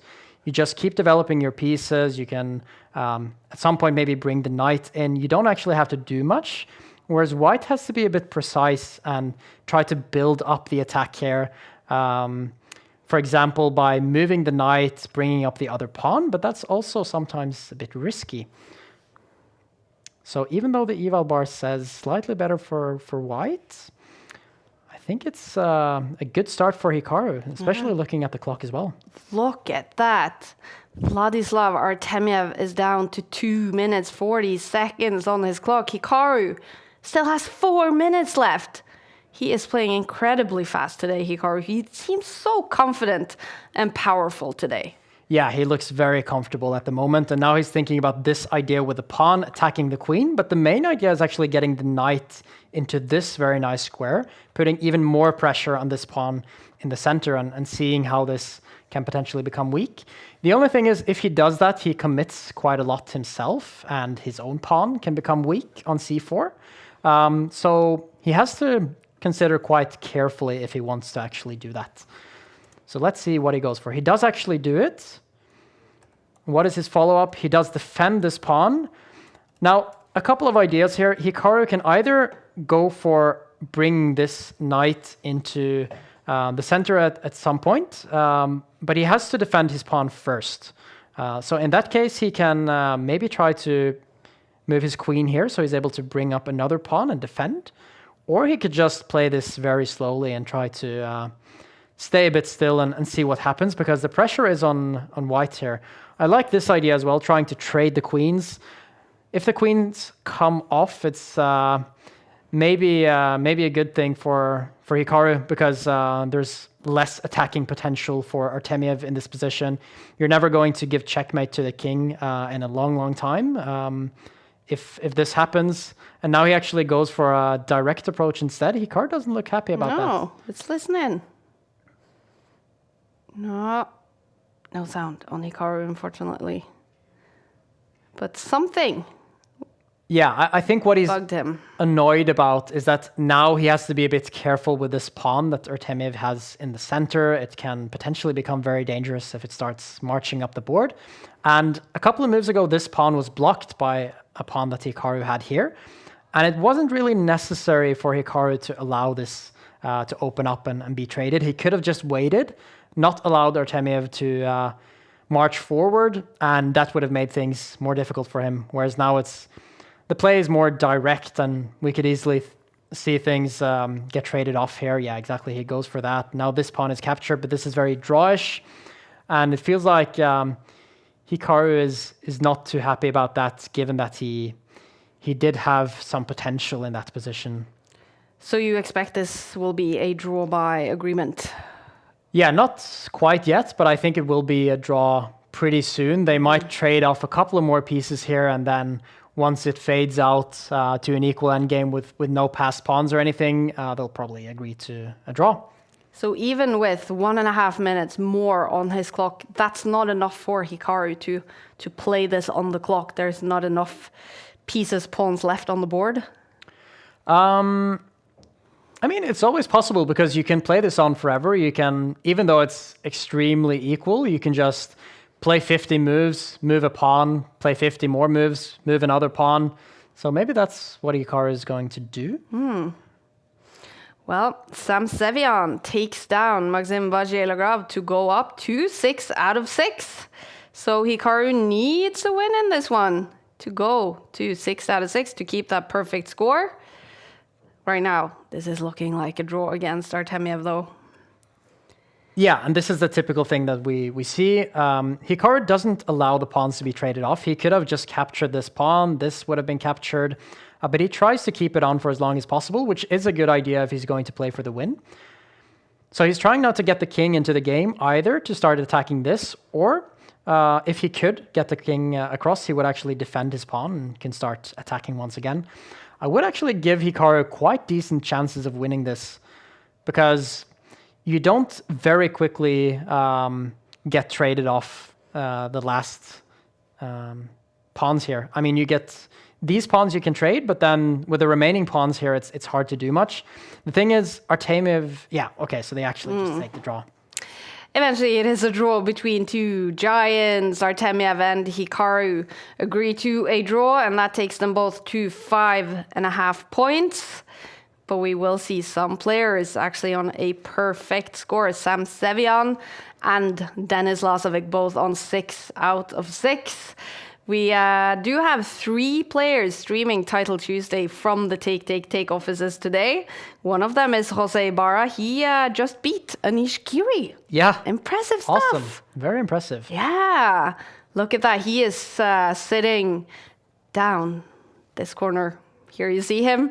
Jose Ibarra streaming on 5 points today. Incredible stuff. Then we have Torstein Ba, the Norwegian international master, to my side. He is streaming from Magnus's 2882 room. And then we have Jose Martinez in the Dave Cave. And how is Jose Martinez doing? And is he still playing? Seems like look. He won. Yeah. He won in round 6. So he should also be on 5 out of 6 points. Yeah, there we have Ibarra, and there we have Jose Martinez Hospem. Could we see a streamer battle here between Ibarra and Hospem? Ooh, that would be fantastic. Let's hope for that. Cool. Let's hope for that, you guys. That would be amazing. We do have some big matchups coming up. It's getting tighter in the top. We do see the top names gather towards the top. I do notice that Maxime Vagier-Lagrave is no longer on this list. We don't see Anish Giri on this list. Aha. Some difficult times. Yeah, because Giri, of course, just lost to Ibarra. Duda just lost as well. Wow. Yeah. A lot of upsets today, actually. Some upsets today. Hikaru Nakamura just played a draw. He is on 5.5 points. We do have 2 players on a perfect 6 out of 6. We're waiting now for round 7 to begin. And one of my favorite moments in Title Tuesday, 11 times every single Title Tuesday, we get to look forward to pairings. And it's always exciting who will face each other. I guess we should expect Lazovic Sevian to be up against each other. Yeah, in the next one. We have to expect that. We will for sure see that pairing. And then the exciting question is who's going to play each other on the lower boards. Hikaru Sarana, that would be a good one. Could happen, yeah. And then, of course, if we do have Ibarra against Jose Martinez, our 2 streamers here in the Take offices, that would be amazing. We do see 1 game still going on here in round 6, and there it ends with a draw, and pairings come up right away. Look at that! Oh, exactly wow. what we asked for. Sevian against Lazovic, Hikaru against Sarana. My pick would maybe be on Hikaru Sarana. I think let's have a look at that. That's very exciting. It is Hikaru's birthday. It is a fun day to follow him. Jose Martinez is up against Kollars in this round. We'll keep an eye on all the action. Oh, we see this game. We see the top board. Let's maybe come back to the top board later on and start with with the Hikaru game. Okay. But in this game, the previous game we saw a pretty solid opening, so let's see what happens there. But in the Hikaru game, we have something that looks like a queen's gambit so far. Another solid opening from Hikaru. He's playing a lot of strong, solid lines today. Sarana goes for a pawn push here, which is not the most traditional, but he's trying to keep moving it upwards here and annoy Hikaru a little bit. He also had this idea of trading off the bishops, which is a good idea because this bishop often becomes a bad piece behind this wall of pawns if it ends up on this spot. It can't actually do anything from there. So this is a nice strategic idea from Sarana. The problem is when trading off these pawns, these bishops, when you've moved the pawns like this, is that these squares become a little bit weak when you don't have the light squared bishops. So maybe that's something Hikaru can exploit by moving this knight up here, maybe supporting it with the pawn, and then he can bring the rook in here and try to create some trouble. So I still think this is a little bit more comfortable to play for Hikaru. Now he also has some more space with this nice pawn here. Maybe he can support it like this at some point, but for now he needs to defend his knight. Instead, he moves back into the center. That's a little bit surprising, but maybe he wants to just block everything here and make it difficult for Sarana to develop. I would expect him to challenge the knight here, though. That seems like the most straightforward move. And in that case, I am curious to see what Hikaru has planned. Maybe he actually wants to long-term play on the king side. If he brings his knight back here, he can potentially do that. Sarana doesn't have many pieces on that side and could have a weak king, potentially, if Hikaru wants to attack it. Definitely. Alexei Sarana from Serbia. He plays a lot of Title Tuesday. He is incredible in this format. Remember, he won Game Week 1 in the autumn split with Title Tuesday for the first time being played without increment in a completely new format. Alexei Sarana was the one who won the very first edition. He has 21 Champions Chess Tour points. He scored some nice results so far in Title Tuesday, but he is currently in 9th place, currently outside EWC, Esports World Cup qualification. He definitely needs, and he is definitely eager to score as many points as possible. He is fighting to win Title Tuesday today. Tough matchup today, though, in this round 7 against Hikaru Nakamura. Yeah, and Hikaru doesn't look too happy because, as we see, the eval bar says it's very equal. There isn't that much to try for Hikaru here. He's bringing in his rooks, which looks nice, but at the end of the day, you can't really attack that much with the rooks. And I think what he should have done previously is kept the knights on a little bit earlier. Then he could have had some more chances to play for a win, but now it's quite difficult. Sarana is being very solid here. He's also not really down on the clock, and he's going to just try to trade off the rooks, and it's going to be hard for Hikaru to win this. He doesn't have a clear plan, and he has to figure out what to do now. He has to figure it out. Both players around 3 minutes on the clock. Yeah, he doesn't look too happy. He doesn't look too happy right now, Hikaru Nakamura, but the evaluation bar is in the middle in this game. It says balance. This is round 7 out of 11. Always 11 rounds in Title Tuesday. Hikaru Nakamura can no longer score 11 out of 11 today. Same for Sarana, but we do have 2 players heading into this round on 6 out of 6 points. Sam Sevian and Denis Lazovic. A win here. They don't have to win here, these 2 players, but not scoring the full point here is potentially falling behind in the fight to win Title Tuesday today. Yeah, for sure, because in Title Tuesday, you need so many points to actually get in the top, and you have to win almost every game. So every draw is, not optimal. You have to try to win every game. And I mean, for Sarana here with black against Hikaru, it's not bad with a draw. I think he would be happy with that. But for Hikaru, he needs to try to win every game, especially with white.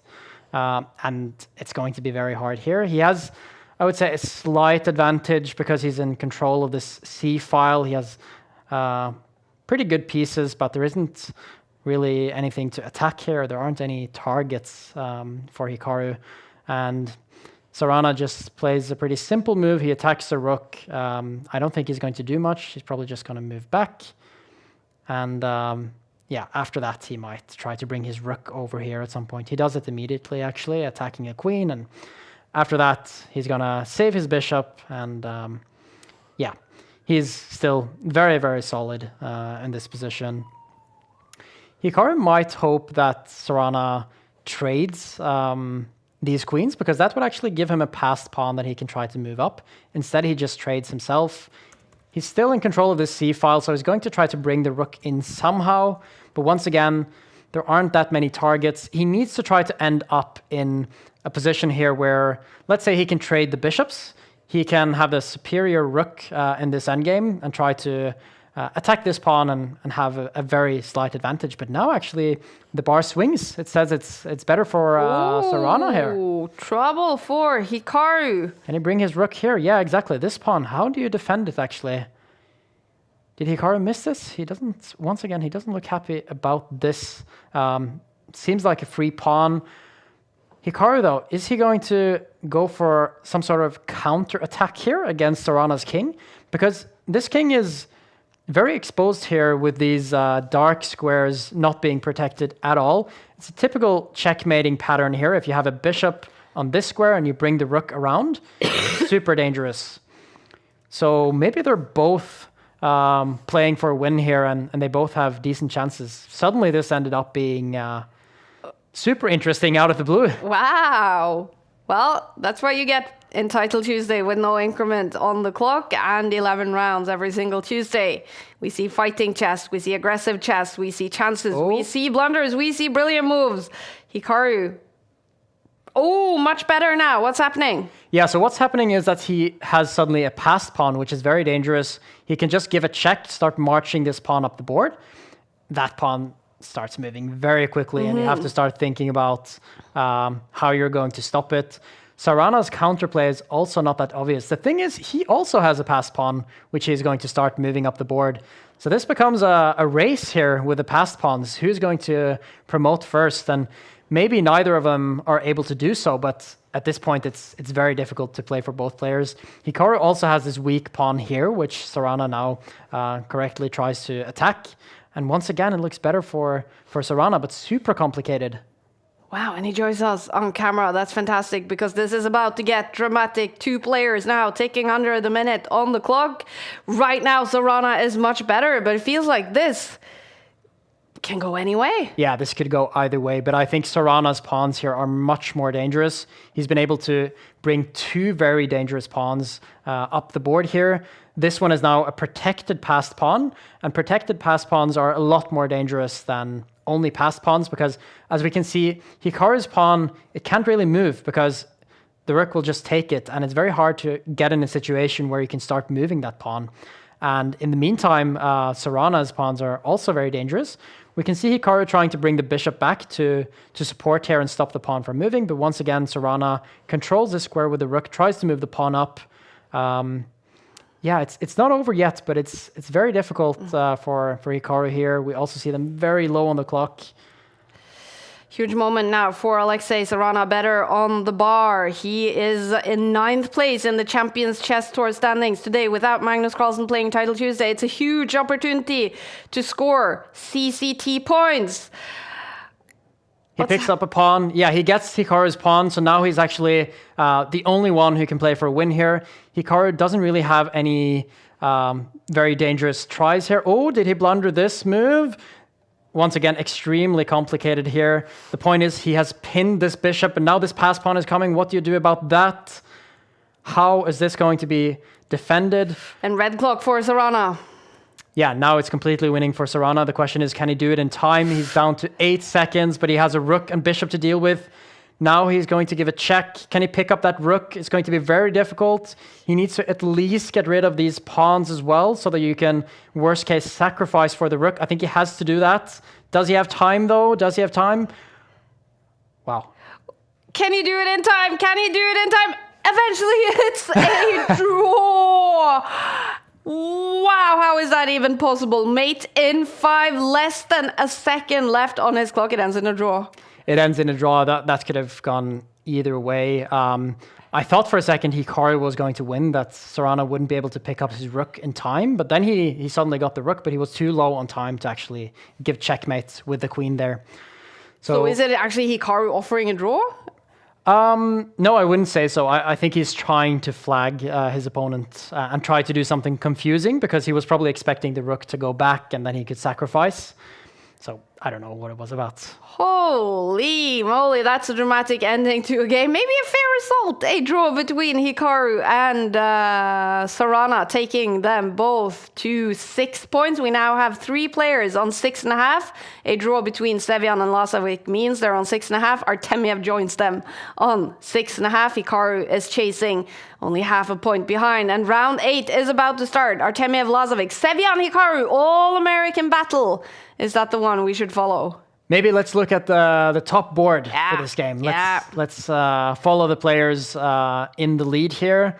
We'll for sure have a look or keep an eye on the Hikaru game as well. But yeah, this is once again a pretty solid opening. This is called the Ragozin, I believe. Trying to play quite active here in the defense here for Lazovic. He's bringing out first of all, his pawns in the center very quickly, and then he strikes with the bishop and the knight, and now we have equal material. White has the bishop here, once again, as we often see in these types of Queen's Gambit, Nimzo Indian openings, but Black's point here is that the knights are quite good. Now he might move it into the center here, attack the queen. He could also bring the other knight, although that would maybe drop this pawn. He could also just defend the knight, try to get the bishop out. So what we often see here is that White struggles a little bit with the development. You need to get this bishop out here now, which is going to take some time. You need one move and then another move, and then you need to castle. So if Black can strike in the center before you're able to do that, it's a little bit uncomfortable. And a typical idea here would be to, actually now Artemiev plays very solidly, tries to trade the queens so that his queen doesn't end up in danger. But still, Black is very active here. We can see Lazovic now eyeing this square with the knight. And he's giving Artemiev a bit of a headache here with these knights. But nevertheless, quite solid for Artemiev still in this position. All right. Lazovic at only 19 years old. He is so good in online blitz. It's incredible, the skills that he has in this format. Yeah, he's really good. We've seen it every Tuesday that he beats all the best players, and even when he's extremely low on time, he somehow just turns it around and wins. We saw that against Ariane, for example, in their game. So extremely fast and strong. That's a good combination in this format. Yeah. He won Gameweek 10 in the autumn split. He has won Title Tuesday 13 times. And again, he's only 19 years old. Denis Lazovic here with the black pieces. He is in shared lead, 3 players on 6.5 points heading into this round 8. Artemiev is, of course, capable of beating Denis Lazovic here with the white pieces. This is the top board, the top battle right now, but chasing half a point behind is Hikaru Nakamura, and he is right now playing his American teammate, Sam Sevian. It's balanced so far in that game. Yeah, things are also happening in this game. It looks like it's going towards a quick draw. They just traded both pairs of rooks, which would have been the chance to play for a win. You keep the rooks on, you try to play for something in the long run. You can, of course, still try something here, but I would say this very quick trade of rooks would be a sign that they're both happy with the draw. And Lazovic now is considering how he's going to continue. I expect him to maybe go here to try to trade this knight if his strategy is to get a quick draw here. Other moves could be attacking the knight with the king, but really, he doesn't have to do that much in this position. It's hard for either player to create that much here. Artemiev has a little bit more space, slightly more active knight, but that's not going to last for long because you either have to trade it here or move away, and then you're not going to be very active anymore. He does move away. I would say that's maybe a sign that he's playing for a win, at least to a slight degree. If he wanted a draw, he could have just taken the knight. But it's unlikely that we'll see something other than a draw here. Maybe he will try to bring his king towards the center, but I think it's going to be stopped because Lazovic could always move up his pawn and take more control of the center and just be very, very solid here. Yeah, there aren't that many ideas for any of them, but maybe he can try to go here just to try to get some more space with the pawns. In an endgame, it's usually always a good idea to start advancing the pawns since they can become queens. That's what he does. Gets a bit more control of this square. So maybe now he wants to bring his king up, and at some point the knight can come back to this square. Now, unless Lazovic or Artemiev wants Lazovic to be able to go here, he has to go there himself. He does do that. I mean, the pawn can potentially become weak, but I don't think it's realistically ever a thing. Now I think you take with the knight, because if you take with the pawn, you have to be worried about the knight getting kicked. Yeah, this type of position is very slightly better for Artemiev, just because you have, first of all, slightly more active king. The kings are actually good attacking pieces in the endgame. You should never use them to attack before the endgame, but in the endgame you have to get your king active. Yeah, also Lazovic's pawn here is on the same color as his bishop, which is not what you want. You want them on opposite colors, like Artemiev is doing here, very instructive, because if they are on opposite colors, you don't block your own bishop, and you control more squares in total. Like if you have all your pawns on light squares, you have very weak control of the dark squares. But I don't think anything is going to happen here because Artemiev can't really break through. Lazovic is just going to go back and forth with his bishop, and I think Artemiev should just take the draw here and get it over with before he starts getting into time trouble, because that would... yeah. That would be uncomfortable. It is a draw. It's a repetition, and 2 of the 3 players on top of the leaderboard heading into round 8 agree on a draw, taking them both to 7 points and opening the door for players like Hikaru Nakamura. Half a point behind heading into this round. Should we have a look at our streamer? Oh, yes. This is Jose Martinez from the Dave Cave. Is he in trouble against Mitrava? Yeah. This doesn't look good. That's unfortunate for our streamer, but this looks very hard. He is down 2 pawns in this position, and he's down a minute on the clock, so this is very hard to do anything about. He's also playing a very strong opponent here, so it's unlikely that he's going to throw this away. Now he's trying to trade off pieces here. Jose needs to keep some pieces on the board if he's going to have a chance now. I like this move, though. It's threatening this fork, which would be very annoying for Mitrava. So he has to get out of that. These pawns are a little bit weak. That's the only hope that Jose has in this position. And yeah, we've seen him turn around the craziest positions, so I wouldn't say the hope is out yet, but yeah, Mitrava playing well here, trying to once again attack this piece. He's threatening to take it, and if it moves away like this, he can trade the queens, and the danger is kind of gone here. That said, his bishop is quite good, his rook is good. And remember, Lucas, what you told me before the show today when we talked about our guest streamer here, Jose Martinez, playing from the Dave Cave. He is extremely resourceful. Yes. He is one of those players that can just make comebacks, whether it's tournament situation, whether it's a game, he just keeps fighting on. Yeah, he's incredibly good at comebacks. He has a great fighting spirit, and he's always able to like come up with something to make it difficult for his opponents. I mean, all of the top GMs are good at that, but I would say Jose in particular has this as a very strong skill. And I would say he's fighting on really well here. He's kind of catching up on the clock. He's also now isolated these pawns a little bit, so they're easier to attack because they can't defend each other anymore.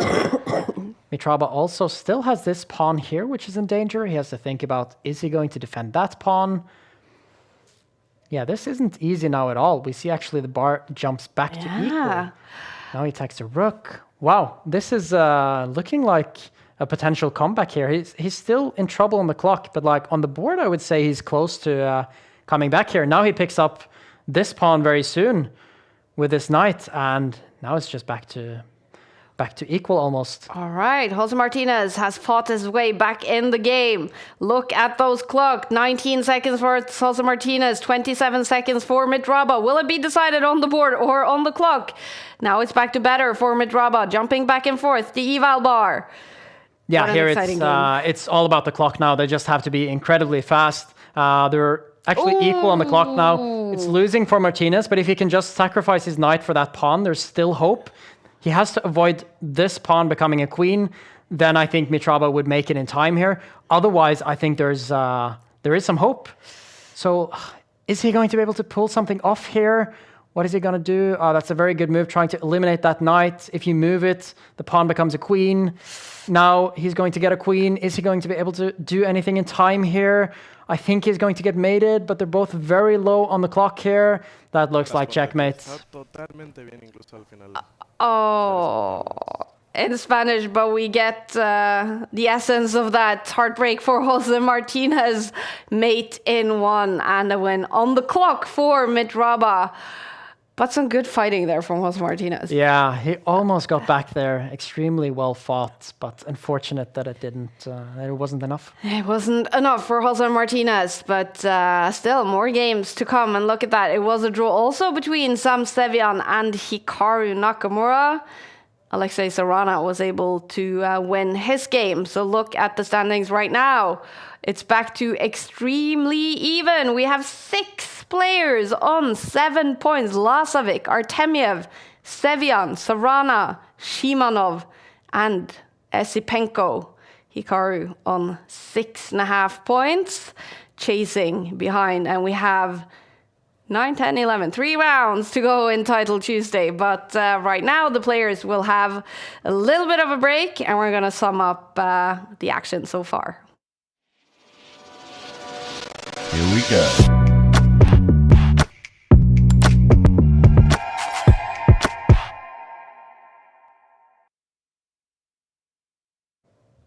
Following a lot of Hikaru Nakamura's games today, Magnus Carlsen is not playing. Hikaru is the favorite to win today. It is his birthday, turning 38 today.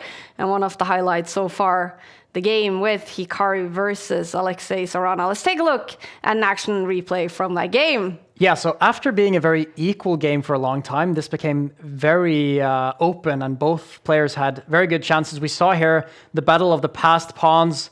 Both players trying to get their pawns across, becoming queens. Sarana had a very good chance here, but he was down on the clock, so it was difficult to actually convert this. We saw here that his pawn was very close, and at this point it was just about the clock. He needed to get rid of the final pieces here for Hikaru in time. He did do that, but he couldn't find the checkmate in time, and it ended up being a draw in this game. It was eventually a draw after a lot of drama, and both Sarana on 7 points, one of those 6 players on 7 out of 8. Hikaru chasing half a point behind all those players. All right, it's an interesting Title Tuesday. Now we see Anish Giri has made his way onto top 20. Would you say he still has a chance to win it today? Yeah, I would say there's always a chance. Yeah, if he can win the rest of his games, there's a little bit of hope. But I mean, if you're on 6 points, you need some of the other players to mess up as well. You need some luck. And of course, we see Ibarra is on the list. Jose Ibarra streaming from the Take offices today. He's on 6 points. Look at that. That's where he's streaming from. And he is coming from a win. He won his game now against Gazunka. Now, Jose Martinez struggling a little bit more. One of the players we thought could be fighting for the win in Title Tuesday today. He's lost 2 games now. and 1 draw. And then streaming from Magnus Carlsen's 2882 room is international master Torstein Ba, who is a Norwegian TV celebrity. He brings chess to millions of viewers in Norway every single Christmas, getting ready for World Rapid and Blitz to commentate on that for NRK over Christmas. And he's warming up with playing Title Tuesday. That's very cool to see. Are you looking forward to World Rapid and Blitz, Lucas? Yeah, I am. It's, in my opinion, by far the most exciting event. Except for Title Tuesday. Except for Title Tuesday, of course. But out of the yearly events that we have to look forward to, I would say it's one of my favorites, especially with a tradition here in Norway that you follow it on NRK, and you have all the top players usually participating, and it just ends up being a lot of drama. Yeah. Time trouble, as we see in Title Tuesday as well. Yeah. Which is why I like Title Tuesday. It's a similar format. 100%. And I bet some players are actually using Title Tuesday to build up to the action coming up in Doha over Christmas with World Rapid and Blitz, getting more... There's been a lot of classical chess lately. There's been World Cup, there's been Grand Swiss. To speed up a little bit must be important for the players participating in World Rapid and Blitz. Yeah, definitely. It's like the only good chance you get to really practice your blitz against the best players before the World Championships. So I would say probably we're going to see almost all of the best players being in Title Tuesday the next few weeks. Yeah. So looking forward to that. Exactly. Oh, all right. A few more weeks of Title Tuesday before World Rapid and Blitz happens in Doha over Christmas. Right now we're looking forward to the finish of Title Tuesday Game Week 2 in the Winter Split. Who's going to win it? All right, Hikaru, he seems to be getting into the mood. Oh, there's a blunder. Oh, it's a win for Hikaru Nakamura. Oh, how is he gonna stop this pawn? Lazovic wins. Oh, who's this gonna be? Will it be Hikaru? What's happening? Hikaru wins. Hikaru finds a tactical trick. There was a blunder there, and the queen will fall. I would actually give Hikaru quite decent chances of winning this. With the remaining pawns here, it's hard to do much. Yeah, okay, so they actually just take the draw. Eventually, it is a draw between two giants, Artemiev and Hikaru.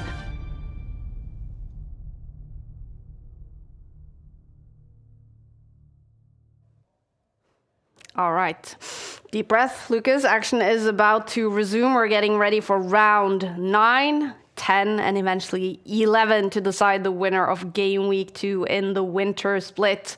6 players on 7 points so far. And here we have pairings for round 9. Lazovic, Esipenko, Sarana, Artemiev, Shimanov, Sevian, Hikaru against Benjamin Book, Colors against Grishok. Wow. All right. Which lot one? Of exciting ones. Yeah, exactly. Yeah, difficult to pick, but I would say let's go for Lazovic, Esipenko. I support that. 100%. Esipenko, who is one of the candidates next year after his performance in the World Cup. And here he is, speeding up with the black pieces. His come from behind today, but look at this. He is now on 7 points with the black pieces against Lazovic. Yeah, we see Lazovic going for the Torre attack here. It's not the most common, but it's a very good blitz weapon. So it's quite similar to the London opening, where you bring your bishop out early and you try to bring, kind of build this solid structure in the center. And it often leads to good attacking chances. But here actually Lazovic went for... bringing his knight out to this square instead, and this suddenly became quite concrete here. A lot of threats already, and Lazovic has to think about how he deals with his knight. He actually sacrifices a pawn here by just castling. It's probably the most straightforward option. Now Esipenko will probably take, Lazovic can take back, and then Esipenko can consider, is he going to take this pawn with the queen, or is he going to focus on his development? That would be the more solid, safe option. That said, if he's going to try to win here, no, he doesn't actually do that. He leaves the pawn. That said, the pawn is always going to be weak here anyways, so you don't actually have to take it immediately. You can take your time here and try to develop some pieces first. Lazovic brings a rook here, attacks the pawn. Esipenko has to figure out how to deal with that, maybe with the knight and maybe with the pawn. But as we see, these pawns are both pretty weak here, and Lazovic is playing quite aggressively here, just allowing these pawns to be targets in order to develop quickly and get some threats towards Esipenko here. Now, Esipenko is taking some time to defend, and Lazovic, if he can keep the pressure up here and keep the threats coming, then this can become quite dangerous, and we see the bar also going in his favor here. So, let's see how he continues here to keep up the pressure on Esipenko. Definitely better on the bar. Denis Lazovic with 7 points. Andrei Esipenko from Russia also on 7 points. It's good to see him playing Title Tuesday after his celebrations. Becoming third in the World Cup earned him a spot in next year's candidates, and he revealed that alcohol would be a big part of his celebrations. But here he is, playing some good chess today. Struggling in this game, though. Yeah, I would say Lazovic went for something very true to the nature of the position there. He went for another pawn sacrifice, playing very directly here with this move here earlier on, which was able to give him a passed pawn in the center. Now he's rerouting his knight. Down here, he's going to either move it up to this square where it's very dangerous, or he might try to target this pawn, for example, with something like a queen move. Now he's not able to go here anymore, but this, once again from Esipenko, this is quite risky because now his king is even more open. And if Lazovic can find an aggressive continuation here, trying to exploit it, it's going to be very dangerous because Esipenko is not able to castle in quite a few moves here. And if you can try to exploit that while you have the chance, then it can become quite dangerous. All right. Much better now on the bar for the 19-year-old from Belarus. Denis Lazovic is playing fantastic chess today, and he's playing so fast. 3 minutes, 15 seconds versus Esipenko's 2 minutes and 58 seconds so far in this game. Yeah, Lazovic is playing incredibly fast, very strong as well. Now he's taking a time, or a little bit of time to think. That said, it is a critical moment here. If he can find the best continuation, he's going to have very good chances. So it's probably worth figuring out what's going on here. I expect him to do something quite aggressive here, try to open up the position. Maybe something like e4 is a good idea. This is also an idea. He goes for attacking the pawn, which was also a potential move here. Maybe Esipenko will now bring up his pawn to defend once again. Or he could consider doing the same with the knight, but both defensive moves. I don't think he wants to sacrifice a pawn back quite yet. Yeah, he does defend it, so a lot of pawn moves from Esipenko here now. We can see all of these moving up the board, which could be a strength, but at the moment it looks more like a weakness and a lot of danger now for the king here still in the middle. Lazovic has a very safe king, whereas Esipenko has to worry about this for quite a while going forward. Now I think he has to try to close the position with something like this. If he opens it up here, it's going to be extremely dangerous. The next move could be something like f4, just blasting open the center here. I don't think Esipenko can allow that. And other than that, I don't see a lot of good options, because if you don't close off the center here, then yeah, he does actually go for that. I think that was the only good option, and now it's still difficult for Lazovic to find something very direct. But once again, he finds a very good move here, keeping the attack up, sacrificing another pawn. Now he's forcing Esipenko to move this pawn forward, which loses a defense here. Now there are a lot of tempting options for Lazovic. He can take this bishop, and then Esipenko would have to take back. He'd never be able to castle again. Could he do something else to try to open up? He also has this pawn, which is very dangerous here. King has to take back, and then he can even consider giving a check. Massively better for Denis Lazovic. Hikaru Nakamura is in a winning position in his round 9 game against Benjamin Book.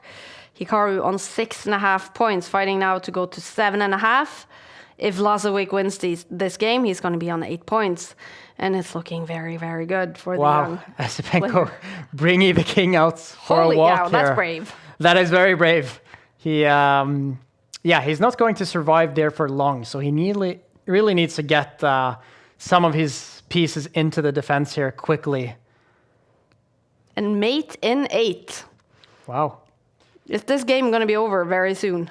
Yeah, it's likely here that Lazovic is going to find the correct continuation after thinking for a bit, and then he's probably just going to win. He can, of course, take the knight, but he can also give a check on this square, which is forcing the king even further out into the board. And then there are a bunch of ideas Lazovic has that might win. I think the most direct is you give a check, the king moves forward, you might give another check with a pawn, sacrificing. But if the king takes, suddenly the rook can come across and give checkmate. So a lot of arrows here, but the idea is force the king further out, and there's usually a way to deliver checkmate often in these positions. Lazovic can even just take the knight and be completely sure to be winning here no matter what.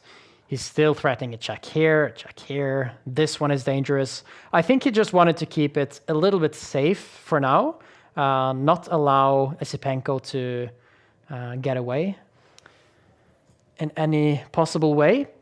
But he is a little bit down on the clock, so he has to figure it out soon. Yeah, Esipenko still has more than a minute on his clock. Massively struggling on this board, though. That black king is out in the open. Yeah, in a lot of danger. It's getting forced back now, but Lazovic can at least pick up a couple of pawns if he wants to, with check. Or he could try to, open up so that he can get his rook into the game. It's very dangerous for Esipenko to take that pawn because you allow Lazovic to enter with check. But if you don't take it, the pawn is always a big threat here, creating possible checkmate threats, but also just a big headache for the king. Now I'm expecting Lazovic to take this pawn next, and Esipenko has to watch out for this mate. Yeah, he actually has to walk back into the middle of the board. This is never a good sign. Now it's just about delivering the final blow here for Lazovic, but he is quite low on time still. He needs to figure this out. It was a final blow from Hikaru Nakamura. He wins against Benjamin Buck. He goes to 7.5 points, still fighting to win Title Tuesday Game Week 2.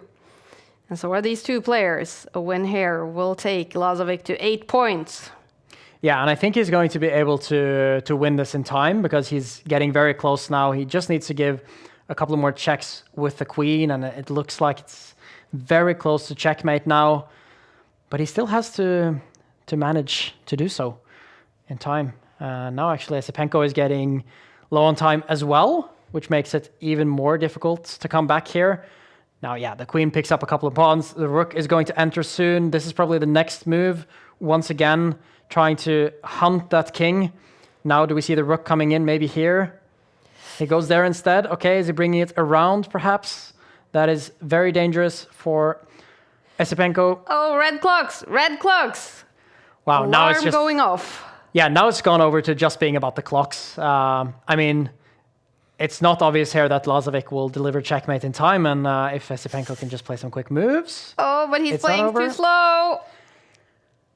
He is too slow, yeah. Lazovic is going to win this. He can just pre-move a bunch of checks, and he wins. And it's over. He wins on the board. He wins on the clock. Big, big win for Denis Lazovic. Oh, and a reaction from an angry Esipenko losing this one. And he is stuck on 7 points while Lazovic goes to 8 points. He joins Artemyev and Sam Sevian. And look at that, Hikaru Nakamura is only half a point behind with 2 rounds left to be played. 7.5 points. We have a bunch of players on 7 points. I can't believe how tight, close, exciting this Title Tuesday is. And look at that, round 10 is about to start. Hikaru against Lazovic. Okay, big one coming up between Hikaru and Lazovic. 2 speed monsters up against each other here in round 10. Yeah, super important game for both of them now. Incredibly exciting moment here in the tournament. This will decide a lot.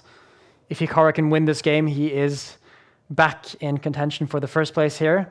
He definitely cannot lose, and a draw is probably not enough. no, I don't think he can draw this game. I think he has to win. Yeah, must win for Hikaru Nakamura on his birthday. Yeah, and we see a Sicilian opening here with Hikaru playing a slightly unusual sideline here with moving this pawn up, trying to take the center, but then actually putting the bishop in front of the pawn. But this is quite a popular sideline if you don't play the mainline Sicilians. So he's trying to get out of the most popular lines, as we've seen Hikaru do a lot today. And once again, we see this pawn in the middle of the board here, which we've seen a lot today, which gives Hikaru a space advantage for the moment. So what he's probably going to try to do now is castle quickly and then try to open up things in the center. This is an interesting move by Lazovic, trying to clamp down on the center, maybe get the knight into this square, but Hikaru actually goes for a direct way of countering this by moving his flank pawn up. So now the question is, will Lazovic take en passant, or will he just keep developing? He goes for the latter here, just developing his bishop, strengthening the center. I expect him now maybe to move his bishop here and castle. Instead, he takes. We have a lot of action actually on the queen side here early on. Now Lazovic goes for this attack towards the pawn. That's a big threat that Hikaru has to worry about. This would also unleash the rook here. So you probably have to do something about this immediately. Yeah, he just calmly defends. That's very patient by Hikaru here. But we can see Lazovic also on the bar here already better. It seems like he's getting some pressure here on Hikaru early on. And once again, I think this move is an annoying threat, because what he wants to do at some point is to take this, open up for his rook. And if he can then find a way to pin the bishop, Hikaru is in a lot of trouble, because the rook would be behind. So this could potentially happen here if Hikaru isn't dangerous. I'm pretty sure this is an idea he will see, but now, okay, he doesn't care. Oh, and the fans are rooting for young Lazovic. Come on, Lazovic, you got this. From YouTube, send in your messages, questions, your comments. Who are you rooting for? We are getting towards the end of game week 2. Hikaru is fighting to win it on his birthday, but Lazovic on 8 points and in a good position in this game. Is he the one who's going to win Title Tuesday today? Could very well be. And now we can see him picking up a pawn in the center. So that was one approach. The thing is, Hikaru does still have a slight development advantage here. We can see him already having castled, whereas Lazovic still has to get his bishop out before he can do that. He also has the queen in the center, which often becomes a target if you can attack it with knight, or maybe at some point the rook. So still, even though the bar says better for Lazovic, I would say the last couple of moves they have also given Hikaru a chance to counter here a bit and create his own attack. So this is still very much open. Now we can see a sneaky checkmate attack actually from Lazovic there for a second, but Hikaru defended it. There was a checkmate threat here, which was defended by the knight. Lazovic tries to trade the queens. Hikaru goes away, and now the rook is ready to join the action. This is super exciting moment here where the next couple of moves could decide a lot. Finally, Lazovic gets castled, so he's a lot more safe now in this position, but still, Hikaru has some active pieces here, and the queen is a bit awkward here. Where is it going to move? It goes here, attacks the pawn, but still, it's kind of jumping around a bit here. It's going to be in danger still for a few moves here. Hikaru can always attack it like this or like this, so it's actually steps back instead just to get out of the danger. And now it feels like Lazovic has solidified a bit here. It's not that easy for Hikaru anymore to create direct threats now that Lazovic has been able to castle, get his queen out of the danger, and now he's ready to keep developing. But Hikaru is bringing his pieces towards the king side here. Maybe next he wants to bring his queen up, creating a checkmate threat by himself. And then still, these pieces are very close to the king side and can create some trouble, especially with Lazovic going almost down below 2 minutes on the clock now. Yeah, maybe that is Hikaru's hope, although the bar jumps down. But what an incredible game by Lazovic so far. Okay, is it turning though? Is Hikaru fighting back now? Yeah, I think Lazovic might have gotten a bit scared in that moment. He sacrificed a pawn back just to get his knight developed. But I think he might have an idea here that once the queen moves, he will move up the pawn. And now if the knight moves, you have this attack on that pawn. But the bar says better for Hikaru. So there must be a good follow-up here because I don't think he can simply move his knight. Okay, what an exciting game. This is round 10. Both of these players are fighting to win Title Tuesday today. Both players about to tick under 2 minutes on the clock. Remember, there is no increment in Title Tuesday. Will we see a full-blown battle on the board, or will it be decided with red clocks in time trouble? This is a massive game. Both players fighting to win it. Yeah, and we could see Hikaru there being very accurate. He found this move that I talked about, that you needed to find a way to counter Black's threat against his pawn, and he found exactly that move. These top players are just so strong in these critical moments. They always tend to find these super precise moves when they have to, and this is exactly what Hikaru does now, and suddenly the momentum shifts in his favor. Now he can maybe even attack the rook. Exactly, and where does it go? He's eating something. It's a birthday cake for Hikaru Nakamura, getting some sugar in, getting his energy levels up for the finish to Title Tuesday Game Week 2 in the winter split. All right, the bar jumps up again for Lazovic. This is about to get crazy. So Lazovic has sacrificed a rook for a bishop here, but he has opened up Hikaru's king completely in the process. So now actually the king is completely naked here. It doesn't have any pawns to protect apart from this. Lazovic's pawn is pretty close. Now the knight is jumping in as well. Super interesting moment here now, but Lazovic is low on the clock. He picks up another pawn. Hikaru's king extremely exposed now.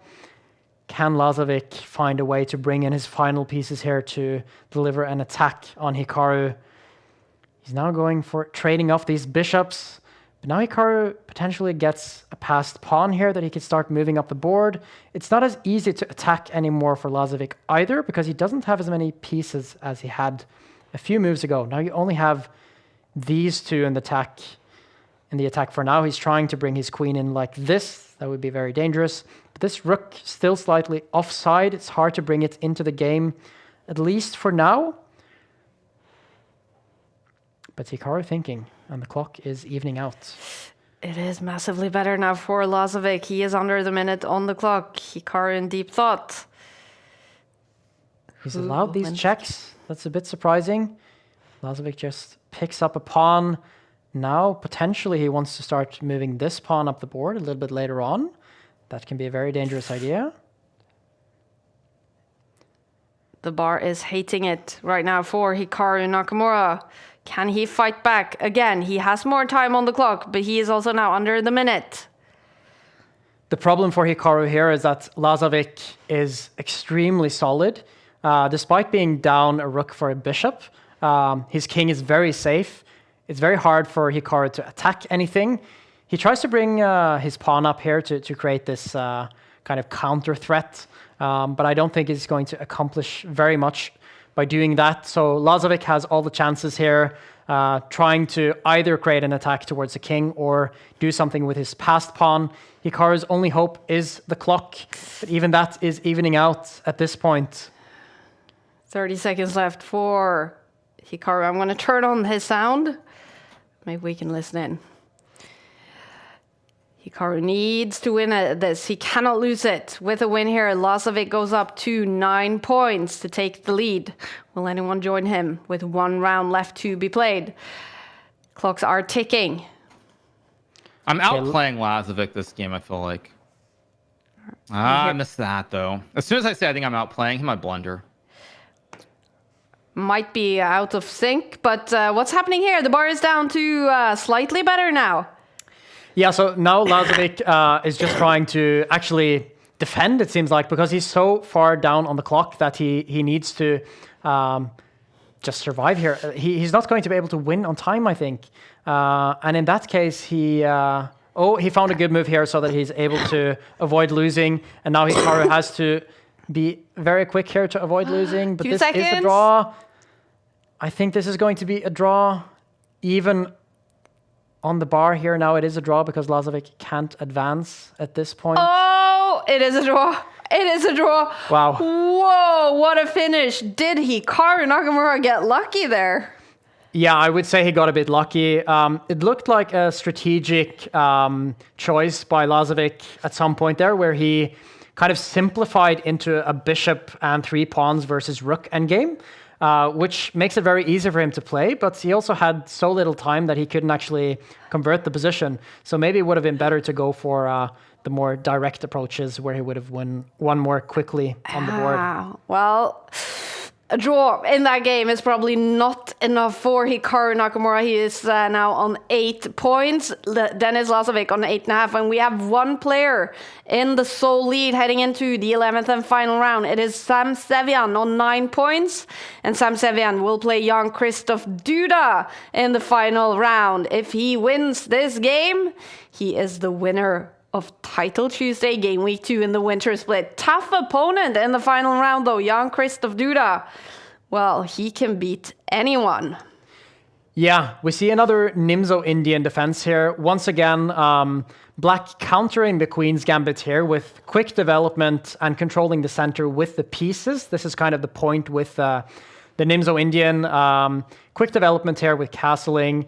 And this line I've actually played a bunch myself. I think Black is supposed to take this knight and bring out this other knight at some point. At least that is one line here, but instead he moves his rook so that he's able to bring the bishop back. This is normally also what happens. It's one of the main lines. Now, White has a little bit more space here in the center. Sometimes White also brings up this pawn to take complete control on the queen side. That's what he does. And now usually Black, yeah, he does actually go for this this trade that I talked about. He brings out the knight, and now the idea is you try to play towards this square. So first you attack the pawn. Now probably he's going to go here. Exactly, opening up in the center. White doesn't want to take here because the knight gets into... Oh, he does actually do that. That's a little bit surprising. But nevertheless, White is very solid here. Once again, we have this position where White has the bishop pair, but Black has pretty active pieces. And maybe he will even just strike in the center here with a pawn to try to neutralize everything. The other option is just to keep developing slowly here, maybe with something like this move, staying solid. You can also, of course, take this bishop to get rid of the bishop pair, but that would open up for this bishop, which is nice for Sevian here. But I would say a pretty good opening so far for Sevian. It's relatively safe because even with a draw, he might win Title Tuesday, given that Lazovic has to win. He's the only one on 8.5. So this gives some winning chances, but it's also solid enough that you can quite often safe it in with a draw. White doesn't have a lot of weaknesses here.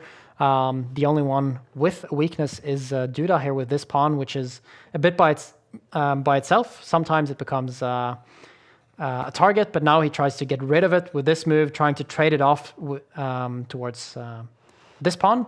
And now, a pretty important choice for Sevian. Does he simplify here by taking this and kind of securing a draw to some extent, or does he move forward? He goes for the first, which is a very solid option. Now Duda might take this rook. He could also recapture in the center. He could take the bishop. Yeah, there are a lot of pieces here that can get captured. And I think we'll end up seeing a pretty equal end game here after all of these trades. Moving towards a draw, but at the same time, still chances for both players here. All right. Well, this is a huge game for Sam Sevian in sole lead with 9 points heading into round 11. He is in a good place to win Title Tuesday today. And if he does, it will be the third time he wins Title Tuesday. But you know what, Lucas? The last time he won it was more than 5 years ago. Oh, wow. He is thirsty for that win. He is hungry to take first place, and he has a huge opportunity. But it's not sure that a draw in this game is enough. He needs to fight for that win because players are chasing him from behind. Dennis Lazovic is one of those players. I am keeping an eye on his game as well. And now Sevian is thinking. He's down to 2.5 minutes on the clock. He took a long think there to consider which trade he was going to go for, but now he's blitzing out the moves. He went for something very solid. He did have a couple of other options, but he is kind of safing it a little bit here, which I think is a good idea because he does still have the chance to play for a win if he has to, but he's also staying very solid and is probably never going to be in any danger of losing here. And now he also creates some space for his king if he needs to be worried about back rank issues. I expect him to bring his knight back so that it can jump into the center, be more part of the game here. It was a bit offside here on the edge. And we could see some trades, some more trades happening pretty soon. But Duda starts by controlling this square so that the knight doesn't jump in here. Potentially he can even bring his other pawn up here, kind of neutralizing the pawn structure, making it even more symmetrical. But at the moment, he does actually do that. But it looks like a position where both players can just move around a bit. There's not that much going on. And it's moving towards a draw. But anything can still happen. They're both getting a little bit low on the clock, especially Sevian here. And some news from Dennis Lazovic's game. He has finished his game against Alexei Sarana with a draw. He is on 9 points. Dennis Lazovic. Okay. He is on 9 points, and that means a draw could be enough for Sam Sevian here. But remember, Hikaru Nakamura, he is currently fighting against Muradli, and with a win in that game, Hikaru will go to 9 points. Oh, that is exciting. Yeah. I thought for a second that it would be enough here with the draw for Sevian. I've always wondered if they keep an eye on other games when they play in the final round like this, but I don't think they actually have the chance to do so. It's just too busy. Because if you have that information, it's you can make some more tactical choices. Do you go for the draw or not? It's a loss for Hikaru. Oh. Hikaru Nakamura finishes with a loss on his birthday against Muradli, and that means Hikaru, he finishes Title Tuesday Game Week 2 in the winter split on 8 points.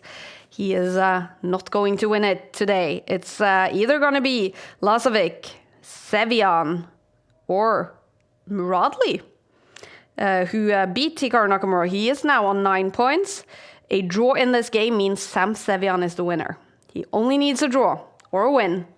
If he loses this, it goes to tiebreaks.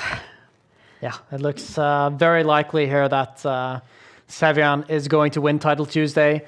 As long as he doesn't freeze up and get low on time, he should have very good chances to at least avoid losing this. The question is if he doesn't know about the fact that a draw is enough and he's going to push for a win. Yeah. That is possible. Yeah. Whew. All right, Sam Sevian from Corning, New York, USA. He is 24 years old, and he is fighting for a huge win. If he wins Title Tuesday today, that's going to be the first time he wins the tournament in over 5 years. The youngster from the US is making his mark. Yeah, he has a great chance to do so here, but actually the position is becoming a little bit more unbalanced now. So previously we saw a very symmetrical type of position where it was super equal, but now actually we have a knight against the bishop. This pawn is potentially weak, but also Sevian can try to attack this pawn. In this position, maybe he can bring his knight into that square in the middle, but suddenly things are happening. So with them also getting low on the clock, things can happen here. And now Duda has a passed pawn as well. Both players under the minute on the clock. Sam Sevian needs a draw or a win to win Title Tuesday today. Can Duda stop him with the win for Jan Christoph Duda?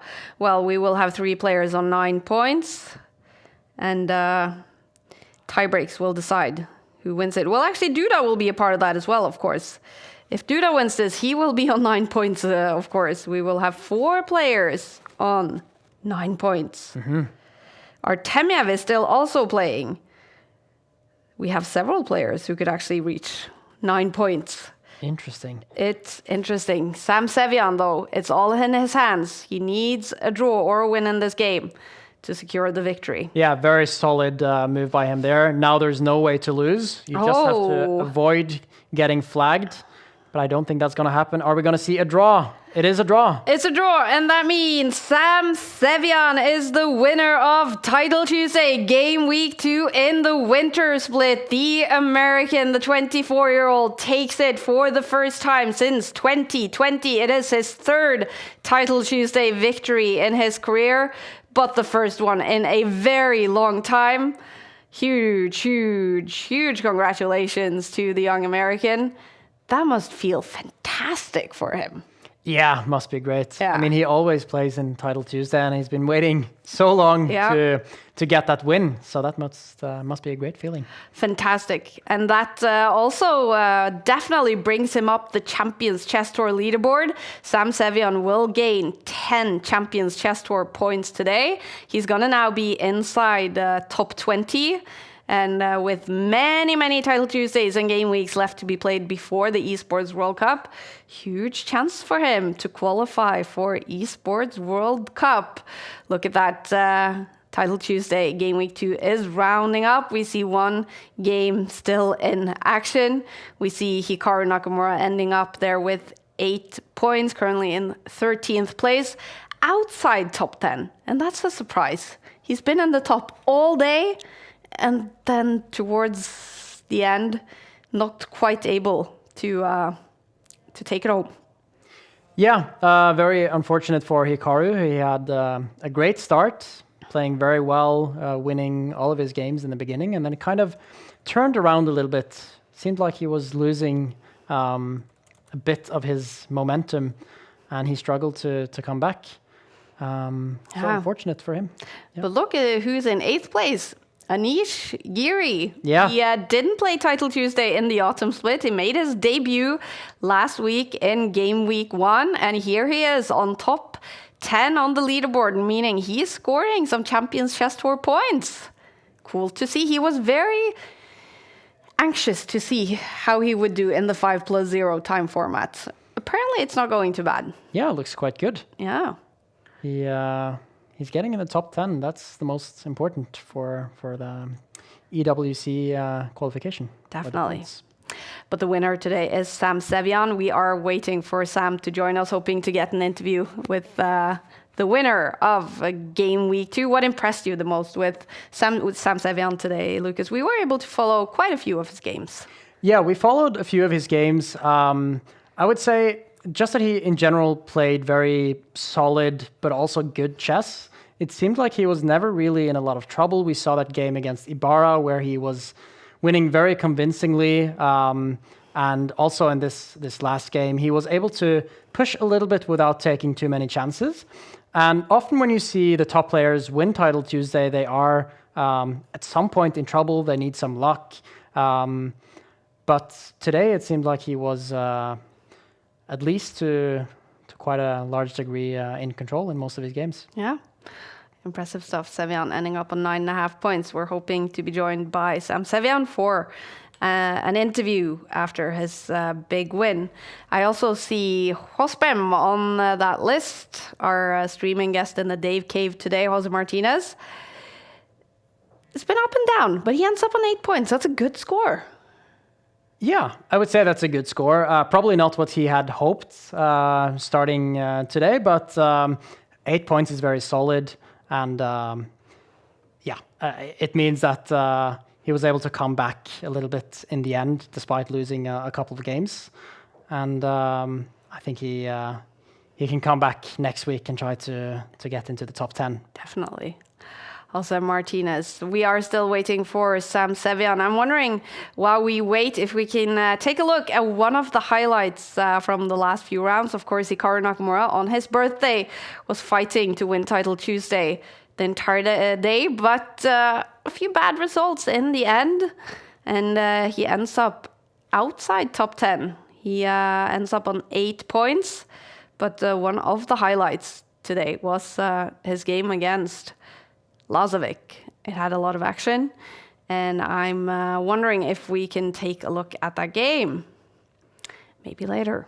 We could, of course, also take a look at the Champions Chess Tour standings and the Split 2 standings, if Control Room can hear me. Here we are. They hear us, Lucas. Perfect. We're not on our own.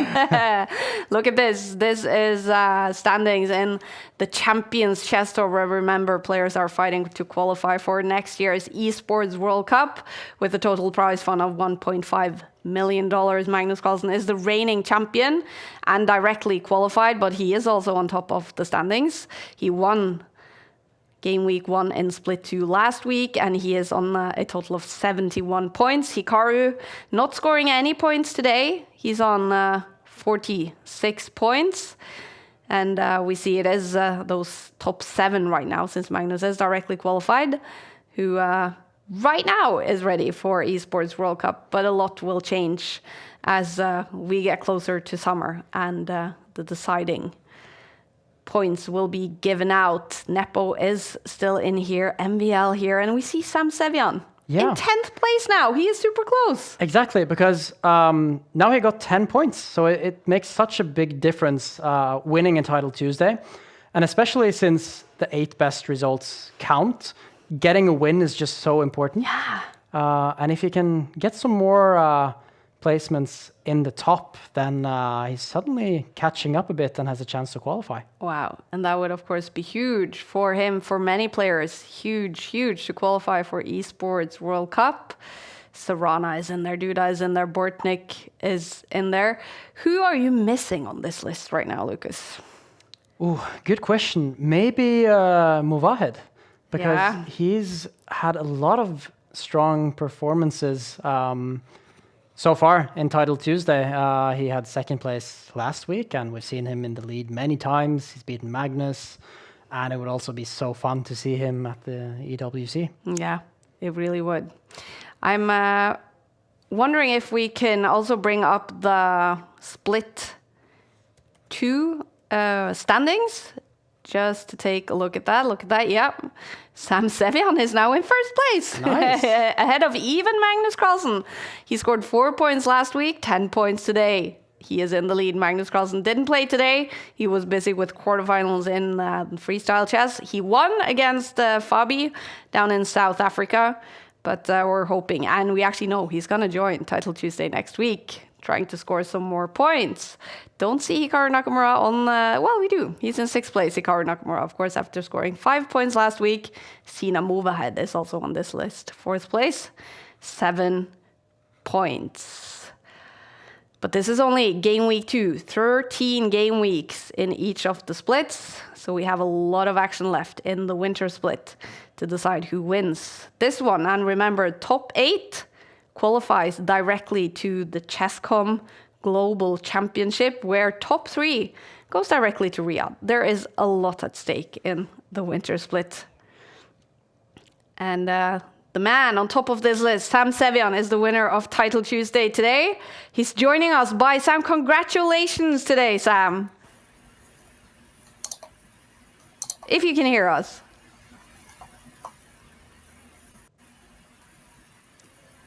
Hey, Sam, can you hear Kaja and Lucas and Yes, Oslo? I can hear. Hey, Sam. Yes, I can hear. Sorry. Congratulations on your win today. Thank you. Sorry, the camera just keeps circle and just not turning on. But Well, I'm very happy to be. I'm very glad that we have you at least on, Sam. We're so happy for you. What a fight and what a performance today. How happy are you now? Yeah, very happy. I was like in very good form early on. I was playing really good games, and towards the end, I mean, I started playing more solid, but still managed to get wins when I had to. What are you the most happy about today? What clicked for you today? Was it the speed? Was it the intuition? Definitely intuition. I was playing really good moves really quickly, especially early in the event. Usually, you're spending a lot of time and it's like comes down to time scrambles, which a couple of games at the end did, but yeah, intuition was good. Fantastic. What does it mean to you to win Title Tuesday? Now, I checked your scores in Title Tuesday. According to chess.com, you won it 2 times before, but the last time was in 2020. Yes, it's been a very long time. Yeah. I've had second and third on tiebreak so many times, but I never actually managed to win it until today. So definitely very happy about that. Wow. And with Title Tuesday now meaning quite a lot, especially in qualification for Esports World Cup, what does it mean to you to take the victory here with huge names like Hikaru playing, Giri playing, MVL playing, Sarana playing? I mean, the list goes on. Yeah, absolutely. I mean, there's so many strong players. It's definitely the strongest, online blitz event there is. And I was playing a lot of over the board tournaments during the spring circuit, so I couldn't play. But now I have nothing going on, so I'll try to play as many Title Tuesdays as I can. Fantastic. And as far as I know, you are getting ready for Doha as well to play World Rapid and Blitz. So is this also nice to get some speed into your hands before that starts? Yeah, absolutely. I mean, there's no better training than playing with the best players in the world, and it's very fun, good work. Fantastic.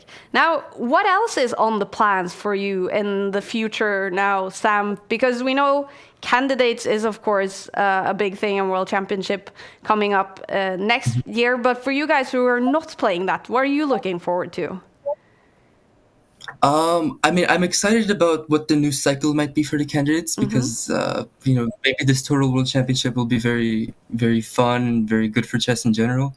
So, I'm just hoping to play more events than I usually do. I usually play like 7-8 events a year. If I can get that to 10 to 12, I'd be very happy. How about Esports World Cup? You are now in 10th place in the Champions Chess Tour. You are definitely within range of getting a qualification spot to Esports World Cup. Is that something you will try hard to do?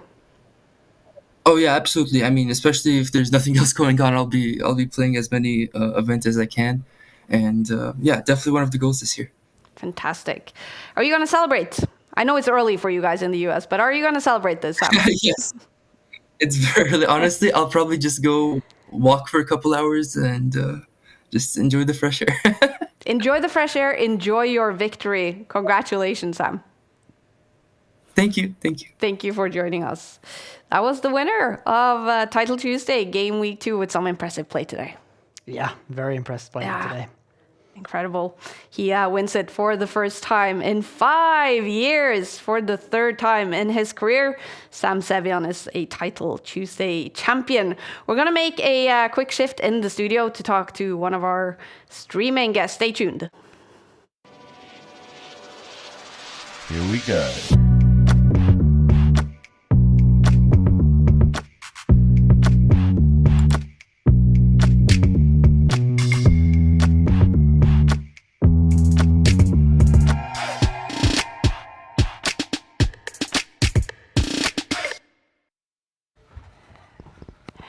All right, we're back, and we're joined by Jose Martinez Jospem in the studio. How are you?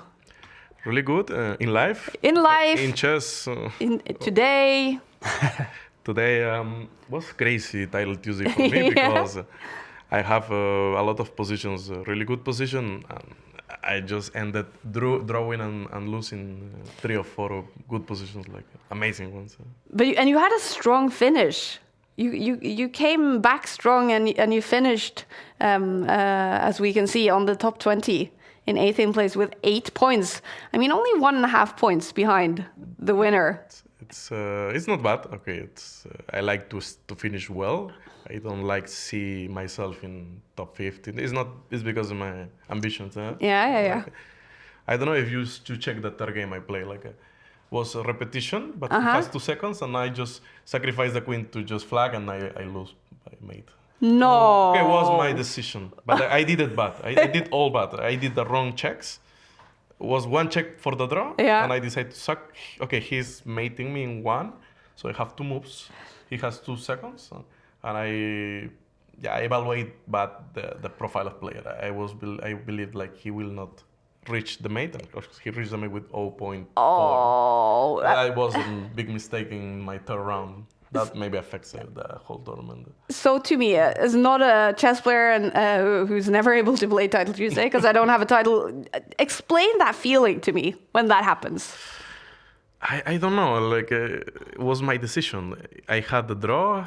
He calculated really well that if not, I will win for sure at some point. But he forced me to make that repetition. Mm-hmm.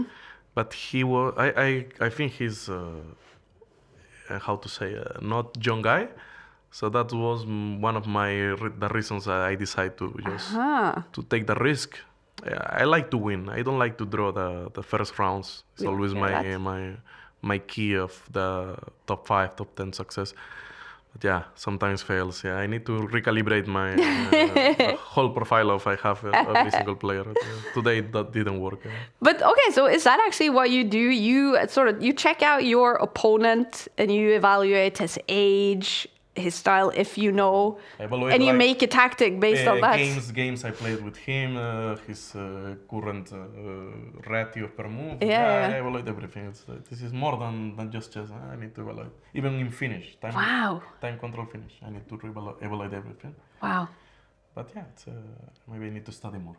Wow. Well, I mean, you play some fantastic chess, and you've played now for, Title Tuesday lasts for like 2 hours, 15 minutes, something like that. How are you afterwards, after the 11 rounds? Do you get exhausted? I think no. I had really interesting games, interesting positions, but I never feel like exhausted. Mm-hmm. For sure I have jet lag and that stuff, but will be excuse if I say like I had a bad performance today for the jet lag, just because sometimes I can play batches. You can always blame that. Traveling to Oslo from Mexico, that's a long travel. And you're traveling on. What's your plans now?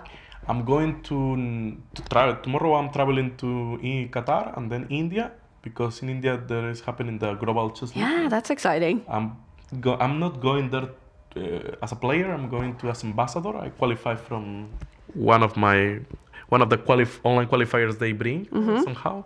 I will be doing some simuls, maybe some big meetings or conference. Yeah.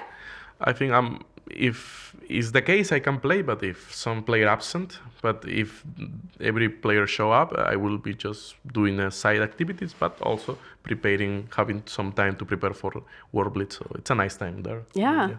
Fantastic. World Blitz. What's your ambition in World Rapid and Blitz? It's my first time I'm playing World Blitz. Really? I was intended to play last year, but I have visa issues, and actually I couldn't achieve the American visa. So it's maybe the hardest one in the world to get it. True. It was in New York last year, yeah. But now is hopefully in a more easy place to go. Yeah. Actually, no visa for Peruvians. I think top 20 in Rapid and top 10 in Blitz will be the normal expectations. Wow. If I want to be more ambitious, like World Cup, I cannot be, because I need to focus. I need to focus in play good chess. If I just focus in the result, I will do not great. So if I want to compare to achieve the same goal or to surpass the World Cup result, my expectations will be top 10 in Rapid and top 4 in Blitz. But this is crazy. Yeah. Do you allow yourself to dream, to envision yourself with a medal around your neck or a world championship title? Every single tournament I play, like with the strongest players in the world, I believe more in myself. Yeah. I know where I need to work. I know that they are still human. I can beat him. I can beat them. Maybe not Magnus every time, but the others, They have a lot of weaknesses. Okay, I feel Magnus is in a natural, amazing player. I mean, natural because he's natural. Chess is in their body, in their mind. But with the others, I know like they know a lot of chess, but everyone has weaknesses. Yeah. So unless I don't play with Magnus, I will have a really nice tournament if it's my day. If it's my day, it's my day. I hope in Blitz tournament, also in Rapid, will be my day. If I combine this with good preparation, good form, and amazing support, yeah, everything can happen. Lucas told a story before the show today, or before Title Tuesday started, from World Championship Under 18 in 2017 in Uruguay. Yeah, when you guys both played, you had a. I also played there. Yeah, like I start with 103. Yeah, and that's the story saying, you tell. Yeah. And then you made a comeback and you won the whole thing. And this seems to be something that happens a lot to you. You must be very strong mentally. You make these comebacks. It doesn't seem like you care about bad starts. You're just resourceful. You fight on, and then you end up on top. But I think that situation was a special situation for a lot of things. When I did that comeback, was because like Hikaru, I didn't care anymore about the tournament. I just want to play good chess, and that happens. After that, I win 6 games in a row. I drew the 10th game and I won the last one. Fantastic. It's because I was just forgetting about expectations, about the results. Also, that tournament was a big and important, maybe crucial event in my career because I was out of chess. I quit chess in that tournament. 2 years ago, I quit chess. Really? I just played that tournament because what will be my last youth under 18 championship. I didn't prepare anything. I was in university doing my journalism exams, journalism tasks in every single course I have. And I went there also because some private company of Peru supports me in hotel. So everything was combining excellent. And that's why I start with one of 3 because I was not prepared. I was not informed, but somehow something appears. And then you were hungry too. I must say that if I don't achieve my last norm there, if I don't recover from the painful start, I will finish my journalism career. I for sure no Jospin will exist in chess. Yeah, fantastic. Sure. Wow. One more thing that you also talked about before Title Tuesday started today in an interview was this whole thing with Kramnik that must have affected you a lot when that was going on, and the clash of claims and how he had these claims against you, and you definitely made your point and proved him wrong in your match together. Now, obviously, a few months ago, Grandmaster Daniel Naroditsky died, and in extremely tragic ways. And Kramnik has been the talking point again after that. What was your reaction to that whole thing, having also been under fire from Vladimir Kramnik?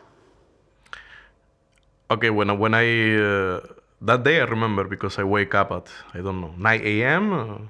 It was like the sofa.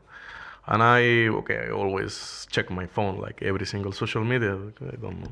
I'm addicted. And then I saw the Charlotte Chess Club publishing like a photo and, the typical year, like born in year. And then what happened? It's a joke. It's April Fool. Then I tried to find other source, other confirmation. That was crazy because he was playing the Comet Open Arena, Open finals of the Comet tournament, and 1 day ago. So, when I saw that, I was trying to explain that some physical problems, some health issues he covered for a lot, but I never. Because when the Chess.com films one of the videos of me in my house, I actually play with Naroditsky in some casual match in 3-0.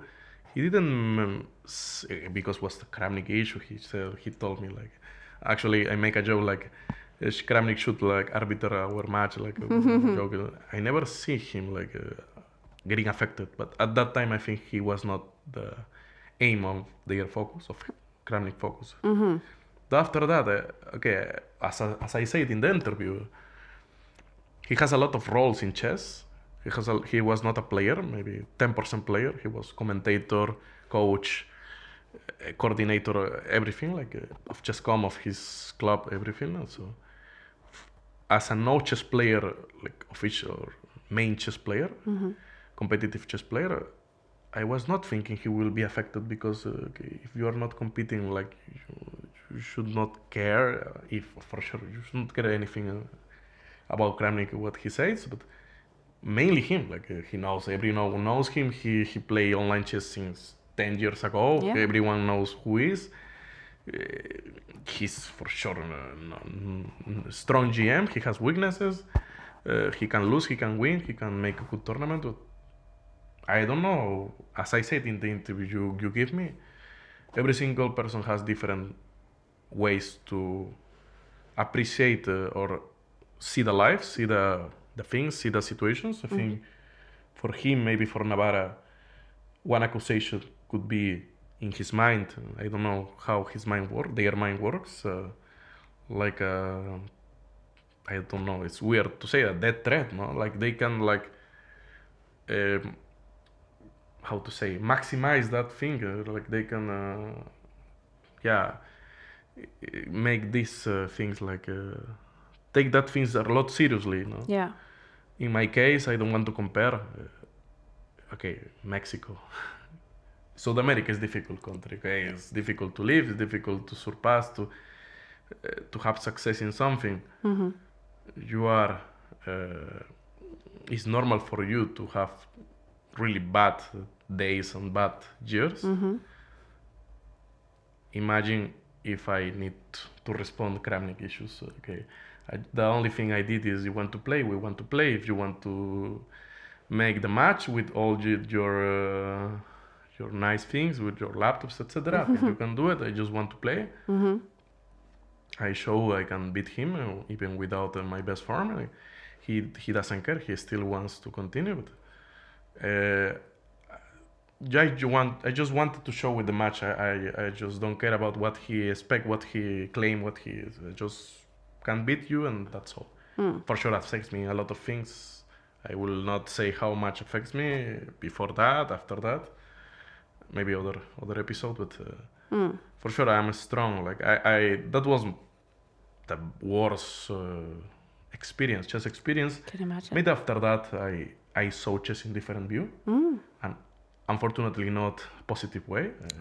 I tried to, but okay, people encouraged me to play the match. I was not wanted to play the match. I just wanted to say Kramnik, no bad things in social media. But then people, okay, Mexico likes to don't care about anything. Right? Wants to fight, wants to show, wants to prove your courage. You know? That's why that's something like Mexico show me, helps me to show like, okay, I'm strong. Like I cannot like be scared about what you are saying. Okay, you are former world champion, but okay, I can beat you. Chess is chess. You can know a lot of things, but still, I know enough chess to beat you. I show you. If you are keep talking, we don't care. We see life in other things. We see life in other ways. We can face even hardest situations than you can bring in my life. So that helps me to confront that situation in other way. And as I said, not every person confronts a situation in the same way, because they don't maybe have this experience, they don't have this help of other people, of friends, or the current environment to encourage you to say, okay, that's all, that's the end, don't say anything, would you want to play, let's play. But yeah, for me what's crazy that I know like people kind get affected in other ways, but not at that point. I was affected. I don't have any words. I just, at the first moment, I wanted to explain without this former world champion influence. But then when this appeared, okay, I just was completely understanding more the situation. But what can I say?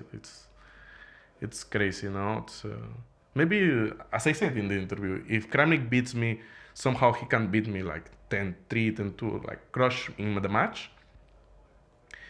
Will be the same situation for me, but for sure I will know like I will somehow confront that situation in a good manner. I will just show my strength in other tournament, in other event. If just Kramnik crush me in that match, and for sure many people will believe him just because that momentum, but for sure I will find a way to reverse this situation.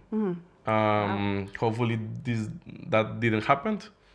And as I said in the interview, but don't take me seriously, I stopped him for a moment just to be quiet. Yep.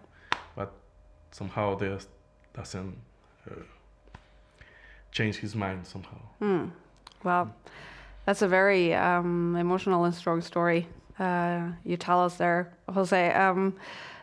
You said the whole situation took away some of your love for chess, the sport, maybe the community, or at least some people in it, of course. What is your relationship to the game now? Is it a game you want to play for years and years to come, something you love, or are you unsure about the future? With the context that I'm being sponsored last year, since December of 2024, my goals are totally professional. I'm aiming for the best results in the best scenarios, the best world championship tournaments I can play, like World Cup, this Qatar tournament, and end of the year. The next year I will try for sure all the tournaments, strong tournaments organizer can invite me or I can play.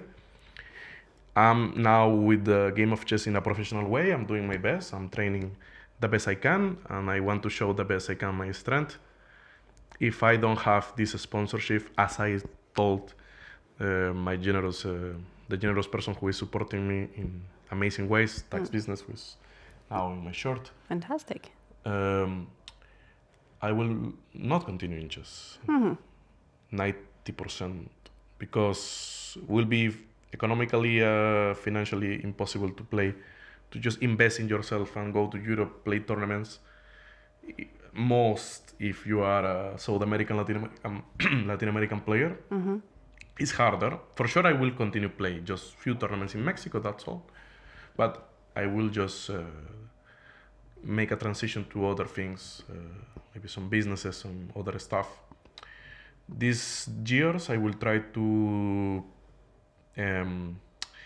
how to say it, to do my best in this momentum I have with World Cup, with my rating, classical rating, Blitz rating, until the last moment I get supported. I will do my best to show the support is worth, is valuable. I'm representing Mexico, I'm representing Latin America. It's not just the support, it's representing the whole continent.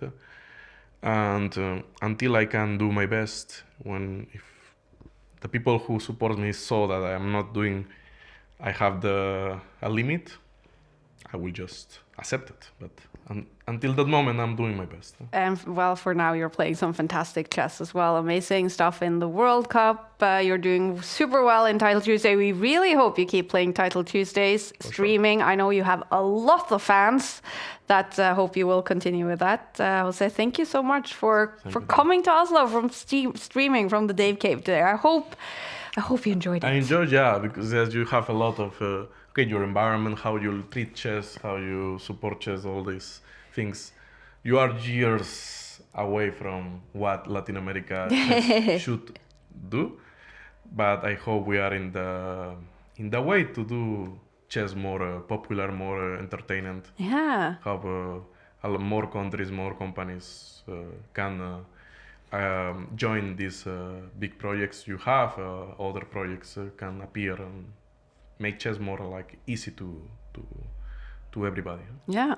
And I mean, with the talent that you have from South Africa, the Messi of chess, for example, help me. Faustino Oro, of course. Messi of chess from Argentina. Big influence. Exactly. I mean, it feels like South America, and the chess hype there can get back to, the Capablanca era. Maybe. Yeah, we are. It's difficult with the institutions, but some special characters, special players will appear from time to time. Depends of the federations. if they want more Faustinos or more strong players like, I don't know, me or other 2,600 players there are in South America, Central America, and Mexico. Yeah. Fantastic. Well, thank you again so much for being here. We wish you best of luck, both in India, but also, of course, in Doha in the World Rapid Blitz. Thank you so much. Thank you to you. Lucas, thank you for guiding us through Title Tuesday today. Yeah, was it good? Course. It was a lot of fun, actually. Yeah, enjoyed it a lot. Glad to hear. And now it's back to your Excel sheets and daily operations and running take. Back to the normal stuff. That will be good as well. But yeah, hopefully it can come back in here at some point. Yeah, definitely. And Title Tuesday is not going to be back to normal next week. We're actually going on the road. We're taking this whole studio and we're bringing it to Stockholm for a huge event together with Magnus Carlsen. He will be streaming and playing from that location. That's happening next week. Title Tuesday Game Week 3 in the Winter Split will be a very special one. So do join us again next week for more Title Tuesday fun. Congratulations to Sam Sevian on winning Game Week 2. And we'll see you again next week. Bye. Hikaru finds a tactical trick. There was a blunder there, and the queen will fall. Eventually, it is a draw between two giants, Artemiev and Hikaru. Huge moment now for Alexei Sarana, better on the bar. Can he do it in time? Can he do it in time? Eventually, it's a draw! Is he going to be able to do anything in time here? That looks like checkmate. And it's looking very, very good. Bringing the king out for Holy a walk cow, here. That's brave. Oh, red clocks. And he wins. And it's over. He wins on the board. He wins on the clock. Big win for Denis Lazovic.